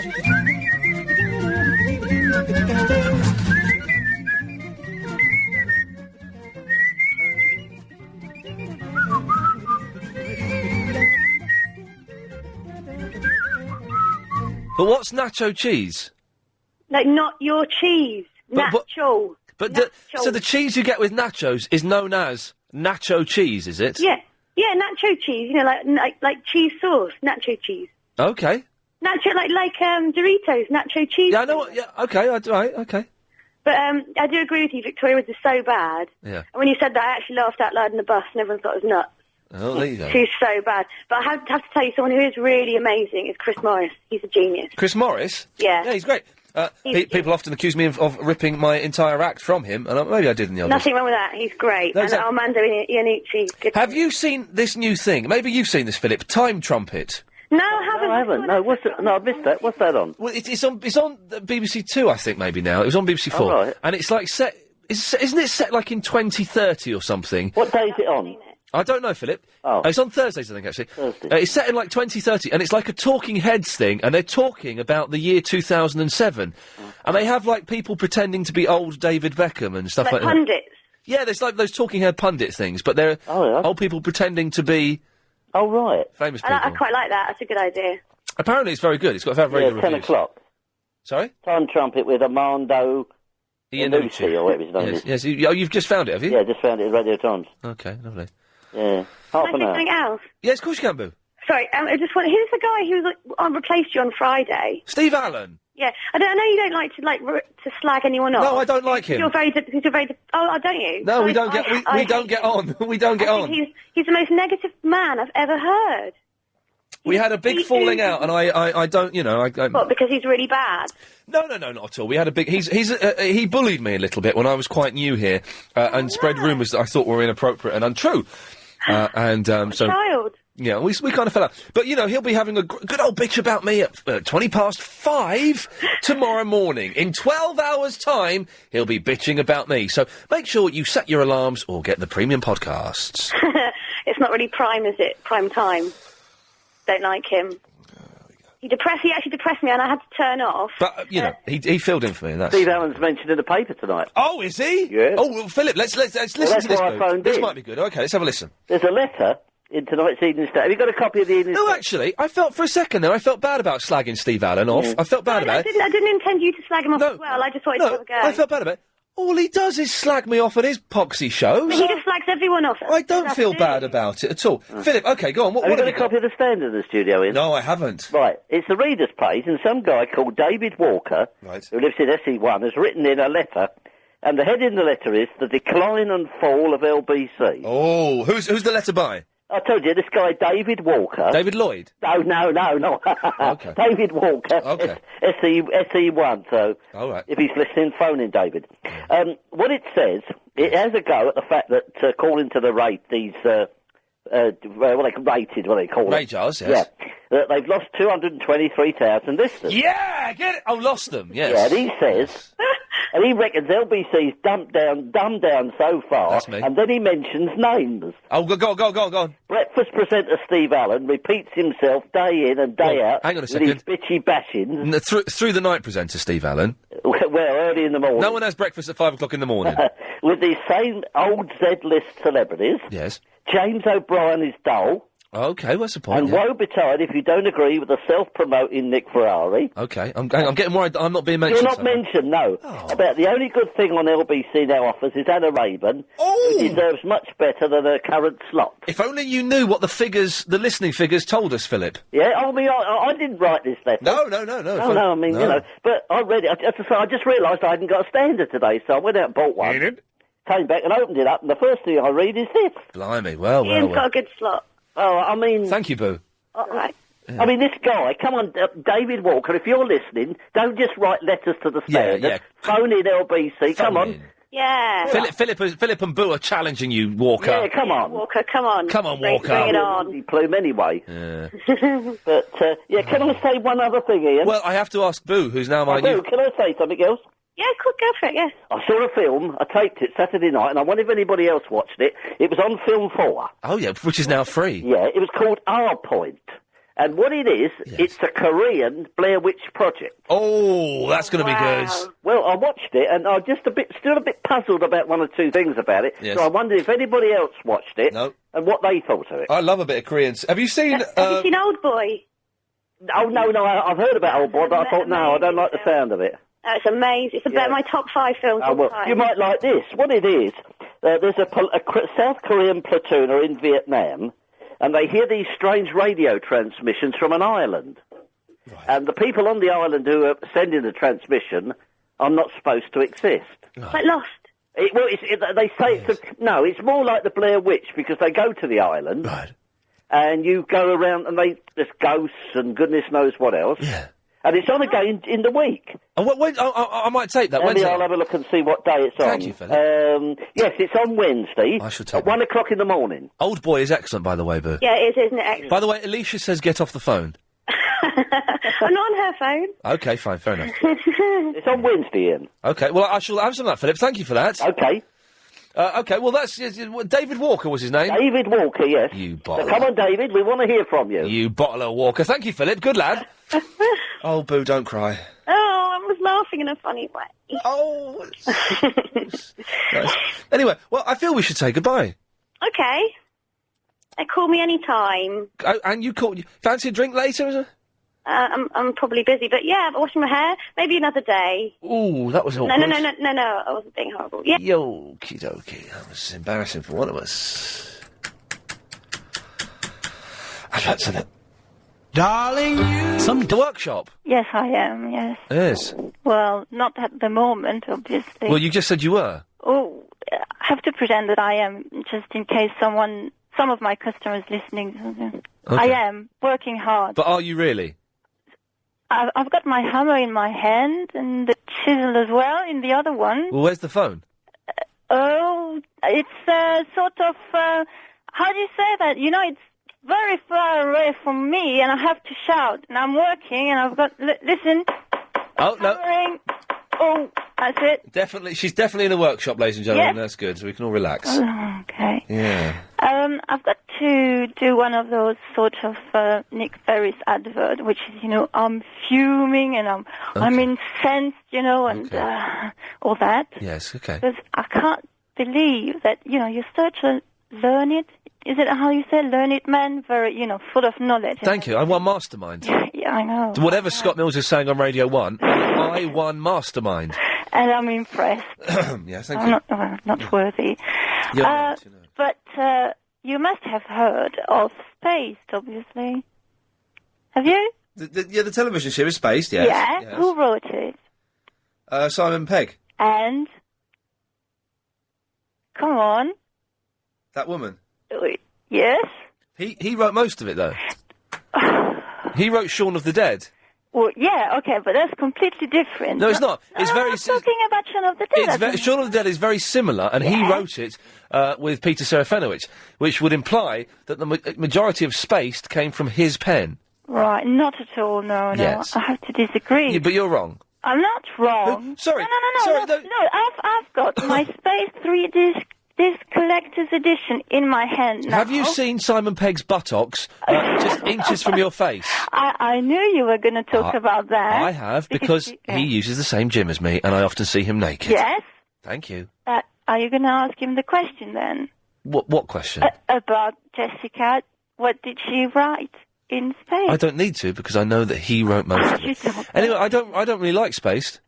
You don't? No. Why? It's all right. I like Nick Frost in it. I think he's good. Yeah, okay. I just find it a bit. I just find it a bit too clever. Is it too clever? Clever. For you? No, not too clever for me. I get it. God, look at that man's hair on Sky. Look at that man's hair. Chris, look. It's amazing. I'm looking. Describe it to Katya. Describe it. It's a side part, very, very small side parting, and then it's kind of just goes up, and then back down again. It's like a giant crashing wave coming out of his side parting. That's amazing. That is absolutely amazing. Everyone, switch on Sky News now. Oh. Okay. Anyway, no, yeah. So you're wrong. Oh, okay. Yeah. Right. Okay. Right. Julian Kent is getting right on my nerves, and he is completely right. Hang on. I'm going to phone this idiot up.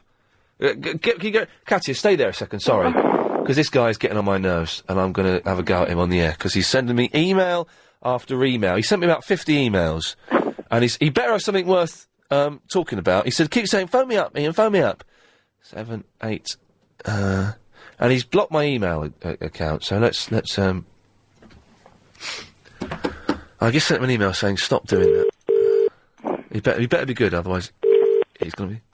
Oh, he bottled it. Bottled it. Try again. Terry Christian's going to Talk Sport, is he? Oh, he's bottled it. There we go. Fill up my email account. Won't answer a telephone, will he? Julian. Stop sending me emails, man. Pardon? Stop sending me emails. Okay. Thank you. There we go. Well, that was done. Right, Katya. Yeah? He sent me about 60 emails, and I wrote to him saying, stop sending me emails. About what? His emails just say, Ian, can you call me? Yeah, oh, Chris, why did you just do that? I'm going to the emails now. Come on. Do that in a minute. They all say... They all say... Ian, can you call me? Ian, call me on this number. Can you call me? And then he sent another thing saying, I'm sorry, can you call me? Can you call me? Can you call me? So I've called him and told him to get knotted, as you heard. So. Anyway, sorry, Katya, I think we finished about 5 minutes ago, didn't we? Well, yeah, I didn't ask to stay on the line. You did, but, you know. I thought maybe we could strike up a spontaneous conversation, but it never really happened. Well, no, because I'm a bit disappointed you don't like space, and then that's it. Oh, well. All right. Okay. Well, good luck. You better go back and do some work. Probably, yeah. Can we hear you doing some work, just to make sure? Oh, hold on. Well, yeah. That's it. You're engraving there, are you? Yeah. You're engraving wood, are you? I can't. Bloody hell! Oh, can't say that. You can say bloody hell. Can I? Yeah. Some people frown on it. Some people still think that bloody is swearing. That's the thing that I don't understand. You know, I'm not from these shores, and where are you from then? I thought you were from Essex. What accent's that then? Yeah. So why is bloody? Why is it not a good word to say? Because obviously, like you've got Bloody Mary. Yes. When something is bleeding, it's bloody. Yeah. So what's wrong with bloody? But why are any? Well, and let's not mention these words. But why are any words seen as swear words? What Why do some words have such power and fill us with such dread? Why can't I come on the radio and say FSC? Why can't I do that? What did you say? FS and C. Yeah, you can't. No. What? You said can't, yes. Yeah. And you can't. No. But why can't I do that? Because they're just words. I'm not coming on and cutting someone. Yeah. I'm just saying words. I know, but they are powerful. But why are they? They're not powerful, though. Of course they are. You know, propaganda is powerful, so... Yeah, but swearing isn't propaganda. That's true. Yeah. OK, Katya, we had a serious discussion there. Yeah, and then I have to go and do some work. So. OK, lovely. She's off there, engraving guns. I think that's what she does. Mark. Hello. We bordered on the edge of a serious discussion there, and I had to rein it back in before we went any further. Yeah, it was highly intellectual. I was going to talk about, you were talking about women songwriters. Yeah, we did. Yeah, we talked about that 3 weeks ago, yeah. Oh, sorry, I'm a bit slow to catch up. That's OK. Women can't write songs as well as men can. So, basically, you're saying women can't write songs... As well as men. They can write songs, they can't write them as well as men. I beg to differ. OK, well, go on then, give me an example. Well, basically, I would have agreed. As I've got a bit older, I've started listening to more women, and there's a female artist called Martha Wainwright. She's excellent. Daughter of Loudon Wainwright. Right. Elastica. Remember Elastica? Yeah, I remember Elastica. They didn't have any hits at all or any lasting songs. They were a fantastic band. Really good. Really good. Okay. Bjork. She's very good. Katie Tunstall. I tell you what, Katie Tunstall has written a couple of good pop songs. Yeah. She's not written any classics yet, though, but she is good. Classic. The thing is, I think you're talking classic kind of... They've got to have that sort of timeless quality, and maybe women haven't been within the music industry long enough on their own to kind of have that classic timeless feel. Do you know what I mean? There's not been enough kind of women in the music industry. What are you talking about? Women have been writing songs for as long as men. But rock has always been pretty much a male-dominated... Because men write better rock songs. Well, I don't know. I don't know about that. I do know about it, and it's true. I think they do. Thank you. You just argued my point for me. No, only because there's more of them. It's a bit like saying... Oh, right, this Julian Kent is banned now, and I'm forwarding his email onto the police as well, because that's just annoying. Can you take hold of that, Chris, and forward that to the police department that we forward irritating emails to? Can you do that for me? Yeah. Because I haven't got that email address. OK, lovely. Julian Kent, 90, that's being forwarded to the police. Sorry, Mark, this idiot's getting on my nerves now. That's right. Yeah, I just think it's because there's more of them. Right. It's a bit like saying, why aren't there any good female football players? Well, they don't really play football. Well, no, but they're not... Well, let's not get into that, but women can't play football. Yeah, but... Their breasts slow them down. Well, that's true. That is true. But, I mean, I just think it's basically to do with proportions and the amount of people that actually do it. There's not that many female rock musicians. Mark, it's a good point. I wish we had more time to discuss it, but I have got to go to a break. I think you're wrong, but I haven't really got time to pursue that any further. But thank you very much. Adverts? If you've just missed that... Coming out those a little bit early, don't we? It's, Joe. Ian. Yes, Joe? How's it going, mate? You all right? Yeah, I'm all right. Good weekend? Do you know what? A very nice weekend, actually, yes, lovely. Your laurels, was you? I was what? resting back on your laurels. I was playing a lot of Tiger Woods on my Xbox, watching a lot of telly, and just being a lazy sod. Oh, good for you, good for you. Listen, you can't remember your PIN numbers, no? I'm in great trouble with it, yeah. I've got them on bits of paper in my wallet. Tell you what you do. You make a phone number up and put it in your phone. And use the last 3 digits of the phone number, or last 4 digits of the phone number as your PIN. All right. So store it under something like, I don't know, Mummy's Home. Oh, you cheeky sod. All right, Joe, listen, I've got to make a move. It's a good idea. More of your calls after this. Let's go live to Jackie in South Mims. Hello. Hello, Jackie. I agree with you. I cannot bear Only Fools and Horses. Oh, isn't it? It's just rubbish. People sit round me laughing, and I just sit there thinking, what a load of drivel. And the thing is, obviously there must be something in it. I can't dismiss it outright because it's one of the most successful comedies on British TV. But it just leaves me cold. I mean, I can see why people like it, because it's got humorous moments in it, but it just... I mean, I've got a boy that I work with at school, and he's taped every single one and watches them over and over and over again because he thinks it's so funny, and it just leaves me cold. Do you know, I used to do that when I was a kid. When I was a kid, 15, 16, 17, 18, I used to be able to watch things again and again and again. Like, there's films I used to watch Bruce Lee films, and I could watch it once, rewind it, and watch it again straight away. Yeah. But as the older I get, if I watch something... tolerance for that goes down. Totally. If I watch something once... I've stopped buying DVDs now, even though I've got like hundreds, because if I watch it once, I don't really want to watch it again. I've seen it now. I might want to watch it again in like 10 years' time if it's a really good film. But even my favourite films, I can't do more than once now, really. No, me neither. Which is a shame. I don't like getting old. It makes me sad. Yeah, it does a bit, doesn't it? It does genuinely make me very, very sad to get old, because I see my life changing, and not necessarily for the better. Life's what you make it. Yeah. Oh, there's a song by Talk Talk, wasn't it, I believe? So, female comedians, Yes. do you like any? At all? I'm trying to think. None spring to mind. And the very fact... I'm sure there are one or two, but the very fact that none spring to mind would imply that they aren't as funny as blokes. I really like... oh, God, I've forgotten her name. There we go, you see. See, this is old age as well. Yeah. Julie Walters. She's a good actress, but I wouldn't say she's a comedian. Which I quite like. And the other thing I have to tell you, Yes. you know, I've just come back from my holidays. While I was out there, I was introduced to, not literally, but on TV, to Seinfeld.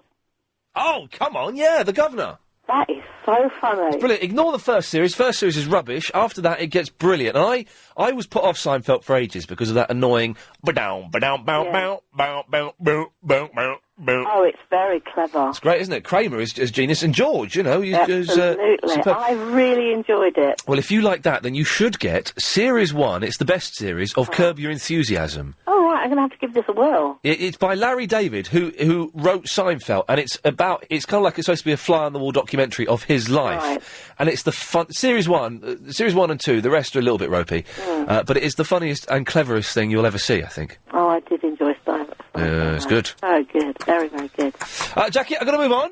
Okay, then. Lovely to talk to you. Thank you very much. 0870 9090 973. Let's go to line 3. Line 3, you're on the wireless.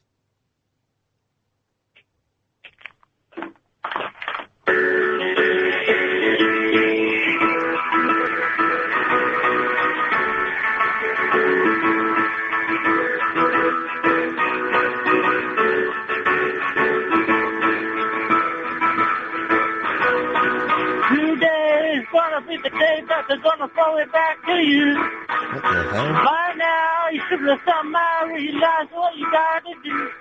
I don't believe that anybody feels the way I do about you now. Yeah, that's the worst thing I've ever heard in my life. The worst thing I've ever heard in my entire life. John's in the Slough. Oh, hiya, mate. Hello, John.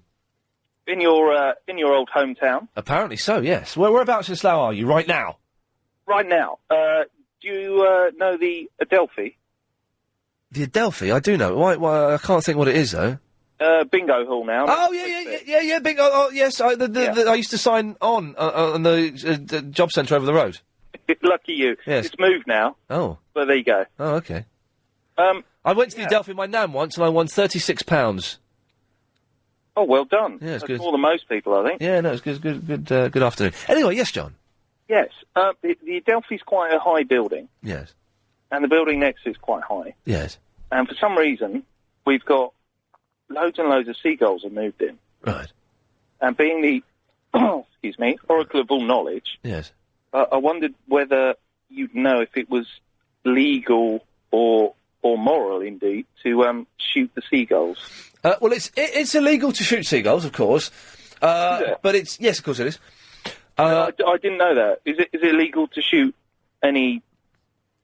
The Queen owns them, doesn't she? Do you know there's no such thing as a seagull? I didn't know that. They're not called seagulls. They are gulls, and there are different types of gulls, but there is not a brand of gull called the seagull. It's just a generic term that we use. Okay, so it's legal to shoot them then? They don't exist? What the hell? You can get a gun for $5 in Slough. Yeah, go and shoot their brains out. Oh, cool. You go nuts, John, and enjoy yourself. Must go, because it's 5:39. It's time for the daily 5:38 Daily Correspondent Update. Brought to you every day. Daily. Hi, I'm Hez and I'm the untruthful correspondent. Here is my update. Did you know that Ian Lee's favourite comedy is Only Fools and Horses? His favourite phrase is great work, and he thinks that Dawn French is wicked. So much you didn't know. Makes me uncomfortable.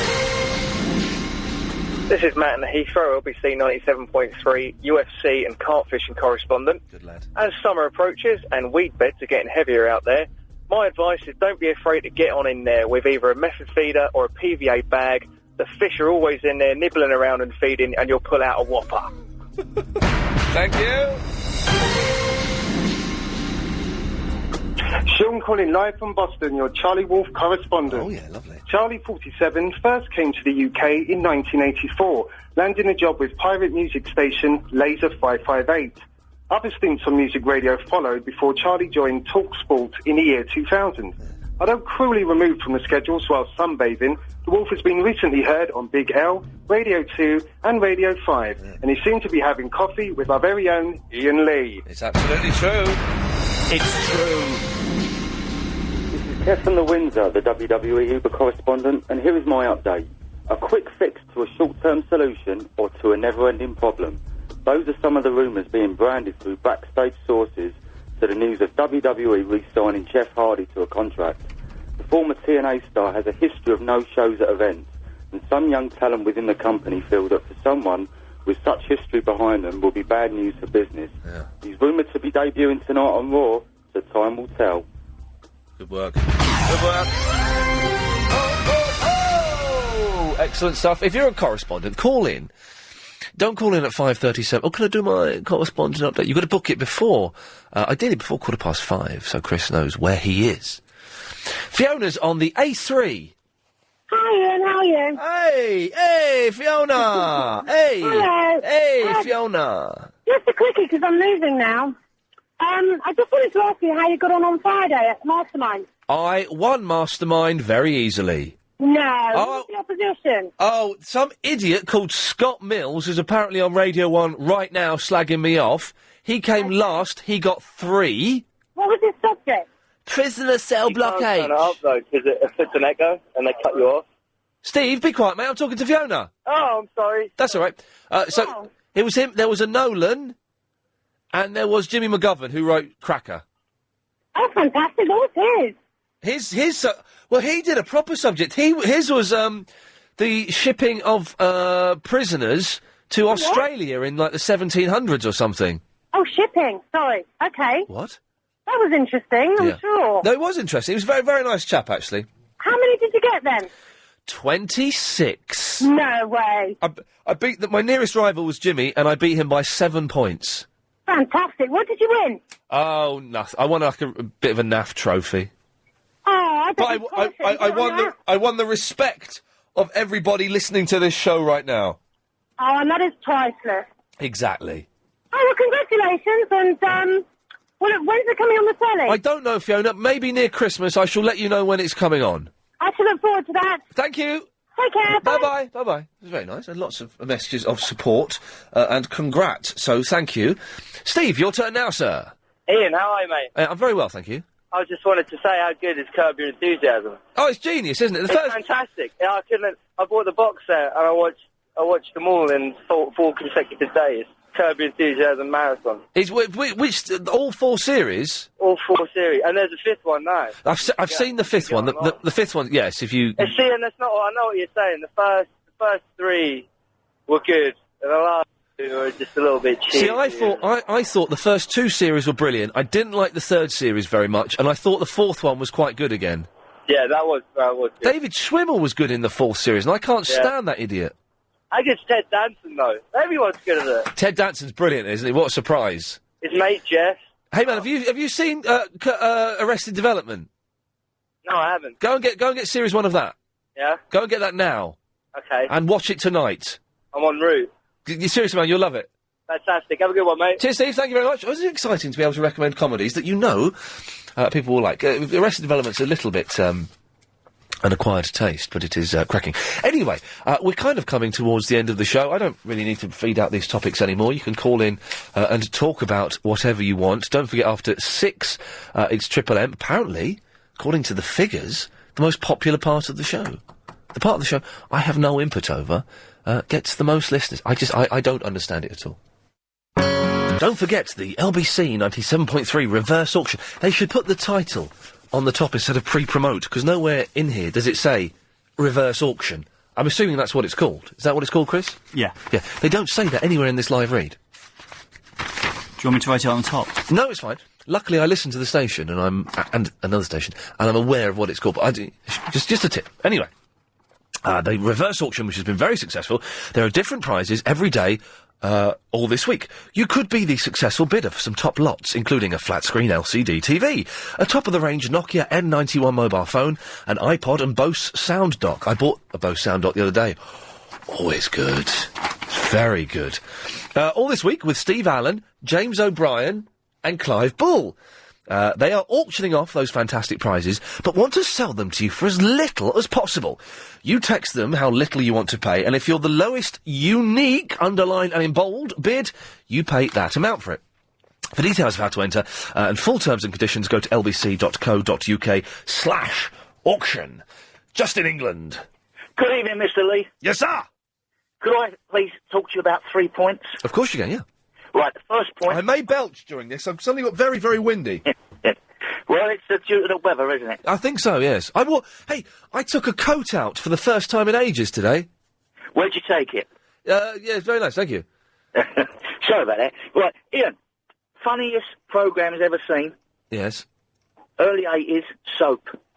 Now, I missed out on Soap. This was Billy Crystal and all that, and was like a spoof of a soap opera, wasn't it? It was the first, I think, programme that Billy Crystal was on where he was a top-rated star. Yeah. He played a geezer called Jody, who was a bit of a, what should we say? Light on his feet? Yes. And it was gay programme. Yes. Was it? Have you seen it recently? Because I want to know if it stands the test of time or not. I'm sorry, mate. I ain't got a satellite dish. I've got the 5 channels, and they don't put reruns on like that. Oh, you fool! Go out and get Sky, man. I don't want all that. I've got more important things to do, like listen to the radio to you. Oh, stuff that! You can listen to us on Sky. But I can't listen to it in my motor, can I? Oh, that's a good point. Okay, sorry, I'm really trying hard not to belch, Justin. Well, that's okay. Now, the second point... Yes, sir. Comedians and comedians. Comedians. Yeah? Now, you say that they want their own word. Yeah. Now, what about actors and actresses? Now, an actress is called an actor. You can't... Yeah. Confuses my issue. They get really stroppy if you call them an actress, don't they? But they are an actress. Yeah. And when they're being stroppy, they're acting because they're actresses. Exactly. You sound like, say that again. Say that last sentence you said again. I've got to remember it now. Right. Now, when the actresses get cross, they're acting because they're actresses. Ray Winston. You sound like Ray Winston. Well, I don't try to, but if that's I wish I looked like him. Really? You're uglier than Ray Winston? Yeah. Jeez, TV. I've just made a cross across my chest. You have my condolences, Justin. I'm sorry to hear that. Well, I can't help it. I'm allowed to go out at night. No, that's all right. With a bag over your head. Well, if I'm lucky, you get a big enough one here. Yeah, oh, crikey. I've got a tear coming out. I feel so sorry for you. I'm like Humpty Dumpty, but in real life. Now, isn't that weird? What the hell is Humpty Dumpty about? Why was an egg... Why is there a talking egg? Why is he sitting on a wall? And it's suspicious he fell off, isn't it? Surely he was pushed. Well, I hope he was pushed. I mean, who would want to sit with a bleak and ugly thing like me on a wall? And also, what? Do you know what? If I fell off a wall and someone said, tell you what, I'll go and get the king's horses. They'll put you together again. King's horses aren't medically trained. Well, they're not now, but in them days they used to do a lot of things. Right, I misunderstood that. You know what I mean? Because there weren't many doctors and nurses around, wasn't there, in them days? No. You had another point, did you, Justin? Right, the other point is a good one. I hope so. Sorry about the other two. No, the it's other okay. point is congratulations on winning Mastermind. Hey, good lad. Thank you very much. Good night. Thank you very much. Cheers. There we go. It was like doing a little 5-minute open spot there. I've been Justin England. You're all right, John. Sorry, you sound a bit bored. Yeah, I'm a bit. All right. Well, go on then. Well, I want to join your army. What army? The army of people who don't like fools and horses. Oh, okay, fine. Yeah, so you're welcome aboard, sir. Well, yeah, I think it's necessary, really. You have to have an army for it because of people almost look at you as some kind of social outcast if you don't like it. I don't understand why people love it. And sure, there have been little bits and pieces that have, sometimes you go, oh, that's quite funny. Oh, that's mildly diverting. But it's not. I've never laughed out loud at it. No, I think that's the true measure of a good comedy show as well. If you can manage to do a laugh out loud, no. Does everyone else in your family enjoy it? Yes, they do. Generally, everyone I know as well. Yeah. And you find yourself in a situation where, you say you like it or you pretend to be amused by it. Yeah. But there is that thing, isn't it? If you say you don't like it, people just think you're doing it to be different. Yeah. To be clever, going, but to be alternative, underground. That's exactly what I was trying to look for. But no, it's a load of old cack. It is indeed. It's poor. Would you agree with me on Fawlty Towers? Okay, I've cut him off there. He's not suitable for my army. This is great. Were you chuckling away there, Louise? Yeah, I was, yeah. Okay. You was just asking about Humpty Dumpty and why was an egg on a wall? Yeah, what was his egg doing on the wall, man? Humpty Dumpty was a cannon. He was a cannon? It was actually a cannon. It was a huge cannon and it fell off and broke into thousands of pieces, or like quite a lot of pieces. But in all the pictures, he's an egg. Yeah, I know, but it's for nursery rhymes, isn't it? And you can't possibly have war stories as nursery rhymes. Oh, Louise, I'll carry this on after this. Hang on, stay there. The Radio Riders, the Ian Wireless Show. OK, Louise, so Humpty Dumpty was a cannon. Where do we get the imagery of an egg from? I presume it's for children, so they don't up on war stories.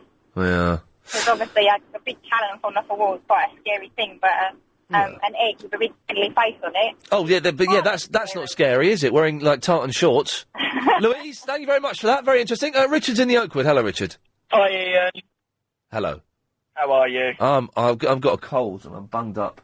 Oh, dear. But apart from that, I'm on the top of the world looking down on creation, and the only explanation I can find is the love that I found ever since you've been around. Richard's put me on the top of the world. Woo! Yeah. That was beautiful. Nice one, man. It's a Carpenter song dedicated to you. Thank you, Ian. Pleasure. I've missed the whole show. I'm just wondering how you are and how today's been. Well, it's funny you should ask. Yes, I have a slight snuffly cold, which seems to have been bubbling under for the last couple of days. Well, yesterday you were snotting when I called Verinda gay several times. Oh, yeah, I did. Yeah, I snotted live on the radio, so I've got some Vicks Sinex at home. What you should do is put your snot on eBay and actually sell it, Ian. Oh, there's an idea. The thing is, you would get something for it. It would be inevitable you'd get something for that. I think you should also... I've had another idea, Ian. Oh, yeah, go on. I think that you should... Because I hate the adverts, yeah? I think that you should actually present all the adverts. You should actually do all the voices on There's a move to do that. Anyway, Richard, so you're saying you've missed the show?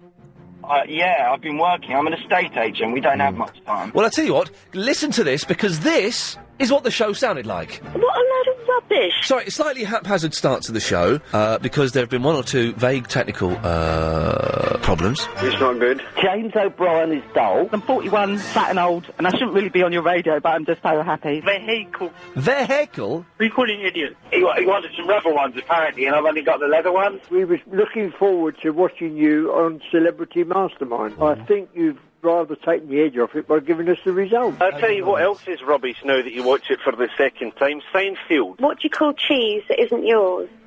Nacho cheese. You just ruined my life today, but... Oh, no. I will still listen to you. David Walker, if you're listening, don't just write letters to the Standard. Yeah. Phone in LBC, come on. Their breasts slow them down. What the hell? You can get a gun for £5 in Slough. Yeah, go and shoot their brains out. Oh, cool. You know, I'm not bothered. Yeah, that's funny, isn't it? Thank you very much. That doesn't sound bad. That was all right, wasn't it, Richard? That was excellent. I'd love to have heard that. I'm going to go on the podcast. Man, you know it makes sense. Oh, yes. Thank you, Richard. Good lad. I wouldn't mind a clip of... I'm not bothered, actually, in the folder, if we're looking for new clips, as well as the clip of Lucy whistling Jerry Dowden's Ramble theme from last night. OK, well, that's that. He rustles his papers. He gets ready to move, but then he realises he has another 30 minutes of show to give thee. 0870 90 90 973. It's the last 30 minutes. It's Triple M. Your calls go straight to air. There's a 7-second delay, and the delay does work. So don't muff it up. If you do swear or do anything libelous, you'll get dumped and you'll get blacklisted from calling the station, so it's not worth it. 0870 90 90 973. Take your calls straight to air after the latest LBC 97.3 news. It certainly is. You know the rules. Don't dick around. Let's go to line 1. Line 1, you're on the wireless. Where be that blackbird too? I know where he be. He be up that wurzel tree, and I be after he. Now I sees he sees I. Got out if I don't get he. With a girt big stick I'll knock he down. Blackbird I'll have he. Bada bada bada, bada bada bada. How's your father? All right. There we go. That was nice, wasn't it? Hey, I enjoyed that. Thank you very much. Let's go to line 8. You're on the wireless. Pradeep. There we go. That's the person that phones in that says Pradeep. Line 5. You're on the wireless. Hello. Oh, dear. We had a nice flow there, good run of it, and then just... How are you? Yeah, all right, I'm all good, I'm very good, yeah. Noticed, talking about the figures that are growing for Triple M. Yes. Do you reckon that's probably something to do with people finishing work and listening after they finish work? Yes. Idiot. Now, Ian. What? Nothing. Ian. No, but the figures... Well, no, you're wrong. No, because I'm the not figures wrong, for Ian. this... No, I'm not wrong. The figures for this slot would, if you, according to your argument, would always be quite high, but they used to be very low. Until I came on the scene. Ian. Yeah, can you turn your radio off, Graham? It's off now. Blocked up nose, Ian. Yeah. Got a little trick for you. During the war, 7 World Wars, there was a trick with a pencil. Are you there, Ian? What's that noise? It's a train, Ian. Hear it? Now, Ian, all you got to do is, you got a blocked up nose. It's not very pleasant. I've been there myself with blocked up nose. Everyone's had a blocked up nose. Get a pencil. Yeah. Gradually, gently, but firmly. Yeah.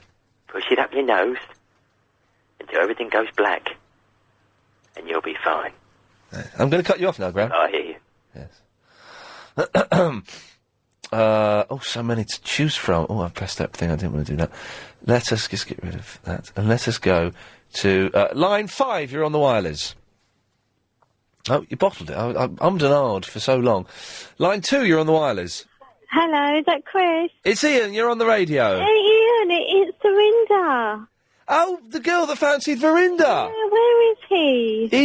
We had a friend of yours called in last night, apparently. I don't know if it was a real friend of yours.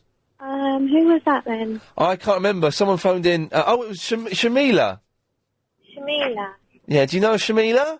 I don't know a Shamila. Oh, blimey. She's telling me we had a fake friend of yours calling in. And? She's after Verinda, isn't she? No, she was saying that Verinda should steer clear of you because you were really upset. I was upset because I waited all last week for a reply because he said he'd think about it and he didn't reply. Yeah, you can do better than him. He's an idiot. No, but I like Verinda. Yeah, you can do... why do you like him? Because I listen to him every day and I want to meet him. I think you can do much better than him. He's a big baby, to be honest. But ask him again for me, Ian? Yeah, I suppose I could do, couldn't I? Please. Okay, I'm just waiting to see if is that... What's that? I'm just waiting to see if he calls in, hang on. Oh no, it doesn't work. Hang on a minute, let's try something. What happens if I press, that? Let's just see. Oh, is that gonna be internal? Oh, hang on a minute, let's hang up then. Let's get rid of that, hang on a second. Let's just get rid of that, get rid of that.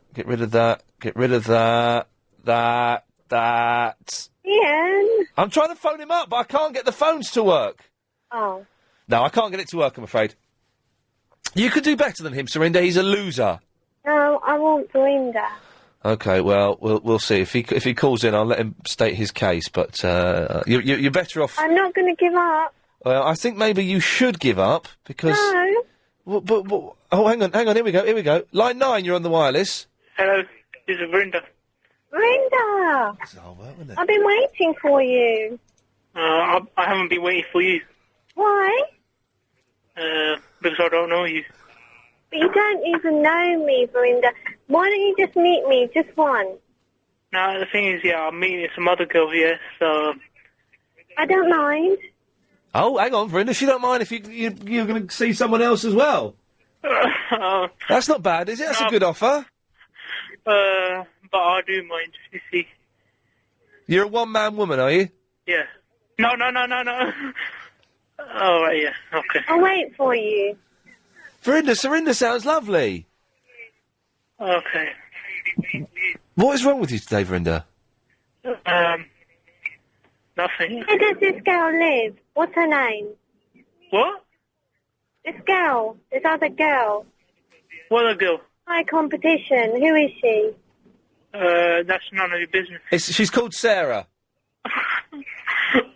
Sarah? Yeah, Sarah. She's a mental. Is she pretty, Brenda? Yeah, she is. Very pretty. Yeah, very. I'm pretty. Right. Okay. I haven't seen your face though, have I? Yeah. Surinder, send me a picture. Okay. And I will forward it on to Verinda. And Can I have a picture of Verinda as well? go to his MySpace page. Okay. Okay, lovely. Verinda, thank you. Yeah. Why do you cut me off? Because you get on my nerves. Line 4, you're on the wireless. No income tax, no VAT, no money back, no guarantee. Rich or poor, do-do-do-do. You got the words wrong. Grandad, hey, Rodney, you plunker. Hey, Johnny the Greek's been on the phone about that carpet. Tell him I'm not here. He says to tell you he's not here. Oh, Grandad, give me the phone here. Rodney, you plunker. Oh, come on, Del, that's not fair. Do, Hooky Street. Well, there we go. It's a glimpse at the American Only Fools and Horses. Wow, very exciting. Line 5, you're on the wireless. Hello, Ian. Hello, Annabelle. Hi, how are you? Very well, thanks. You're right. I just thought I'd phone up to congratulate you on winning Mastermind. Hey, yay! Hey, thanks very much. It was very tense, but I won it quite easily in the end. Well, you know that Scott Mills? Oh, that loser, yeah. Yeah, well, my mum said that she was listening, her radio was stuck on Radio 1. Whoa. What do you mean? What do you mean her radio was stuck on Radio 1? The dial was broken. Dials don't get stuck on Radio 1. And Scott Mills said he was trying to cheat and get the answers for Mastermind. He was trying to cheat, but they told me about that when I went there. But he still couldn't win, even with cheating. You know, there's a Celebrity Mastermind on tonight, I think. It won't be that one. It won't be that one. No, I don't know when mine's going to be on. But as soon as I know, I shall let everyone know. I'm excited, because didn't you win the weakest link? I won the weakest link, I won Mastermind. All I've got to do now is do Krypton Factor and get a blankety-blank checkbook and pen, and I've got all 4 of them. I've got to move on, Annabelle. Thank you for that. Lovely. Let's try and squeeze in line 2. Line 2, you're on the wireless. Hello, Ian. Hello. How are you? Oh, it's Fake Graham. How are you, Ian? Stay there. Line 5, do you want to speak to line 2? Go on then. Hello, Ian. Who's that? It's Graham.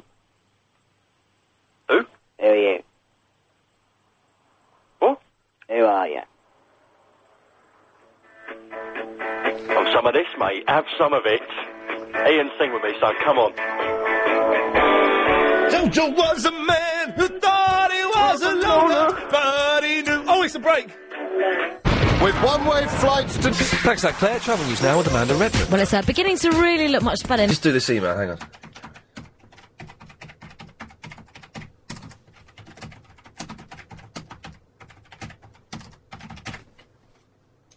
OK, taking your call straight to air, 0870 9090 973, line number 4, you're on the wireless. Good evening, this is Pitcherfield with baseball news. In last night's action, it was Toronto over the White Sox 7-3, the Yankees over Baltimore 6-1, and the Mets over the Phillies 8-1. What a game that was. Wow. Tonight it's the Orioles against the Blue Jays, and the Angels against the White Sox. More news soon. Pass it on. Thank you very much. Let's go to line 6. Line 6, you're on the wireless. Get back to where you once been. Oh. Line 4, you're on the wireless. Stop cutting me off, goddammit! Sorry about that. Oh, he beat me to it. Line 4, you're on the wireless.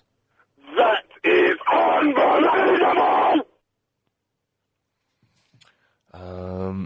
Line 3, you're on the wireless. Communicating conversations Ian Lee. Broadcasting and debating LBC and 7.3. Yes. Communicating conversation Ian Lee. Broadcasting and debating on LBC 97.3. Did you like that? Let's go to line 7. You're on the wireless, line 7. Hello. Earlier on you alluded to Anna Vaden's listening figures. Are they higher or lower than yours? It's not... they're lower than mine. Oh, that's reassuring. Sorry? You doubled up from Daisy, didn't you? Yes. And did she get about 80,000 before she left? Who? Well, I can't hear what you're saying. Didn't Daisy have about 80,000? No, Daisy had about 20,000. All right, so that means you've got about 40,000 now. Yes, well done. Oh, that's brilliant. So Anna's got even less than that. Well, I don't listen. It's not really for me to comment on Anna's figures. Well, Ferris got sort of 300,000. That means he gets nearly 10 times. I can't understand what you're saying. I'm not cutting you off because of what you're talking about. I just can't understand what you're saying, mate. It's not. Listen, it's not really for me to say what other people got and how they did. You know, it's irrelevant. Hey, line 3, you're on the wireless. Hello, Ian. Where the hell have you been, Sheila? Oh, I've been around. You all right? Yeah, it's just that with the school holidays, I've been running around. Did you phone up Anna Rayburn earlier? Yeah, I did. I thought I heard you on it. Your voice has changed, though. Well, it's getting late. I'm tired. What, late? Do you mean late in your life or late in the day? Both. Oh, crikey, blimey. Oh, it's good to hear from you, love. Ian, did you see the letter in the Standard? We've had it. Philip read it out to us, yeah. Don't you think it's disgusting? I didn't think it's got a point. No. He doesn't mention me, though, so that's good. No, but I really feel sorry for Nick and for James. Well, listen, don't feel sorry for Nick because he makes a lot of money. No, that's not the point. He gives a lot of enjoyment to all of it. Yeah, well, but some people, get this, some people don't like listening to Nick Ferrari in the morning. Well, then why don't they turn to Heart FM or some other... Or Terry Wogan on Radio 2 is my personal choice. Or one of those, yeah, why do they complain? They've got 1,000 other boring stations they can listen to. Yeah, but you know, so have you ever written a letter to a newspaper? Yeah, what I've done, I phoned the Standard tonight. Yeah. I composed a letter. Okay. And you can dictate it over the phone. Oh, really? I don't that's think quite they'll good. Print it, but I would love it if they would. Well, you never know. I wonder how. I can't think that they get that many letters, to be honest. Well, I'm sure they do. What? They won't get hundreds every day. Well, listen, I don't know, but I dictated a letter, and I hope that they. If it gets in there, you must let us know. I will. But don't worry about it. Nick's a big fella. Excuse me, he can take it. You know, we can all take it. No, look what they said about he said about Steve Allen. Well, they could have a point there. He's hilarious. He is hilarious. You've got to know where he's coming from. Like, I know exactly where he's coming from. Sheila, can I ask you, do you like Only Fools and Horses? no, it's had its day. But you used to find it funny? I used to, but now when I see it, I think, why Why did I laugh? Yes. Let's try line 1. Line 1, you're on the wireless. Jerry Dowden. Here we go.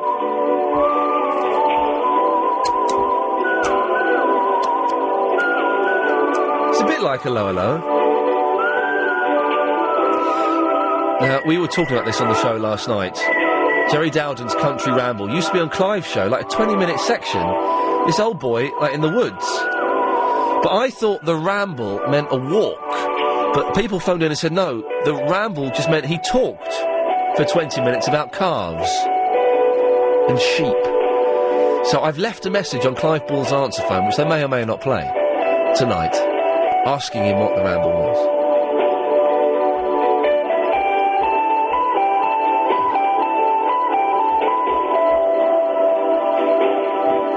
Do you remember this, line 7? Line 7? Yeah. You remember this, do you? Right, yeah. Come, I want to sing a song with you. Well, sing over this. No. I want to sing that Carpenter's one with you. Come on. When it was Jerry Ramsden's Rumbles, did it mean ramble as in walking or ramble as in talking?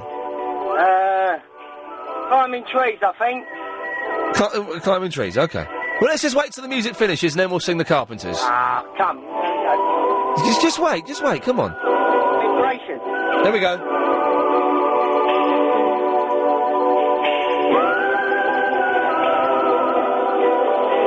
Oh, it's going on for too long. Okay, I've not heard from you for ages, Gary. I know, bruv, I know. I've been listening, though, don't worry. Okay, good lad. We need as many as we can get. Like, that Verinda, the songs is blinding, isn't it? She is fantastic. Come, listen to this song. It really cheers me up, this song, come.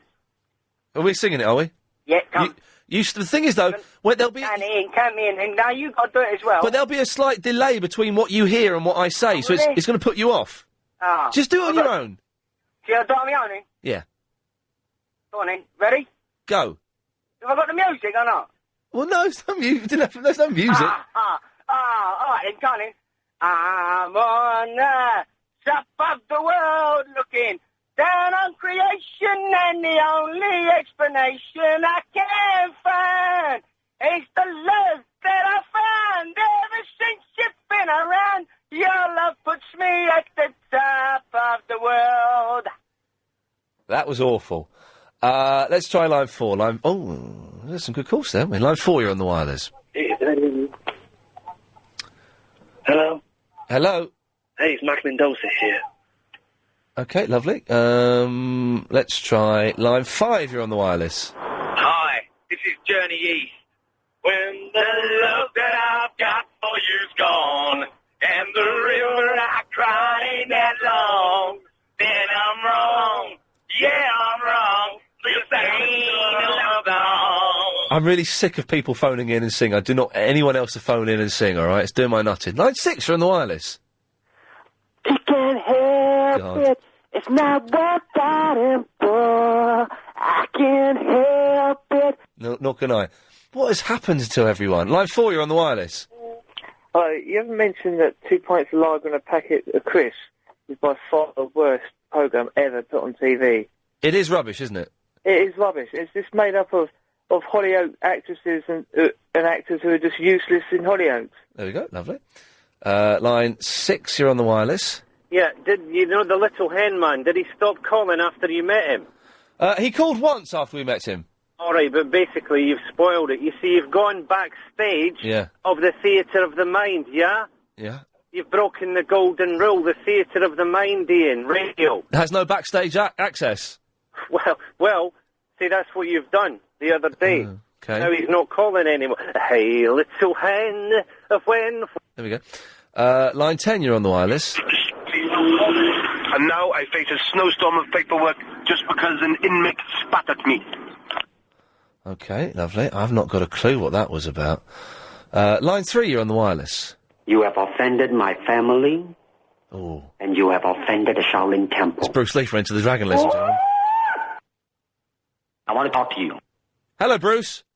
Outside. No, I'm quite happy to stay inside, Bruce. You will not agree with what I'm going to do. Well, what are you going to do? Never take your eyes off your opponent, even when you bow. Okay, well, I have to go now, Bruce. Don't concentrate on the finger, or you will miss all the heavenly glory. And finally, we say, line 2, I haven't got time to take your call. That's not very nice. There we go. I shall be back tomorrow at 3. Nightly News coming next. Good evening to you. This show is completely transparent.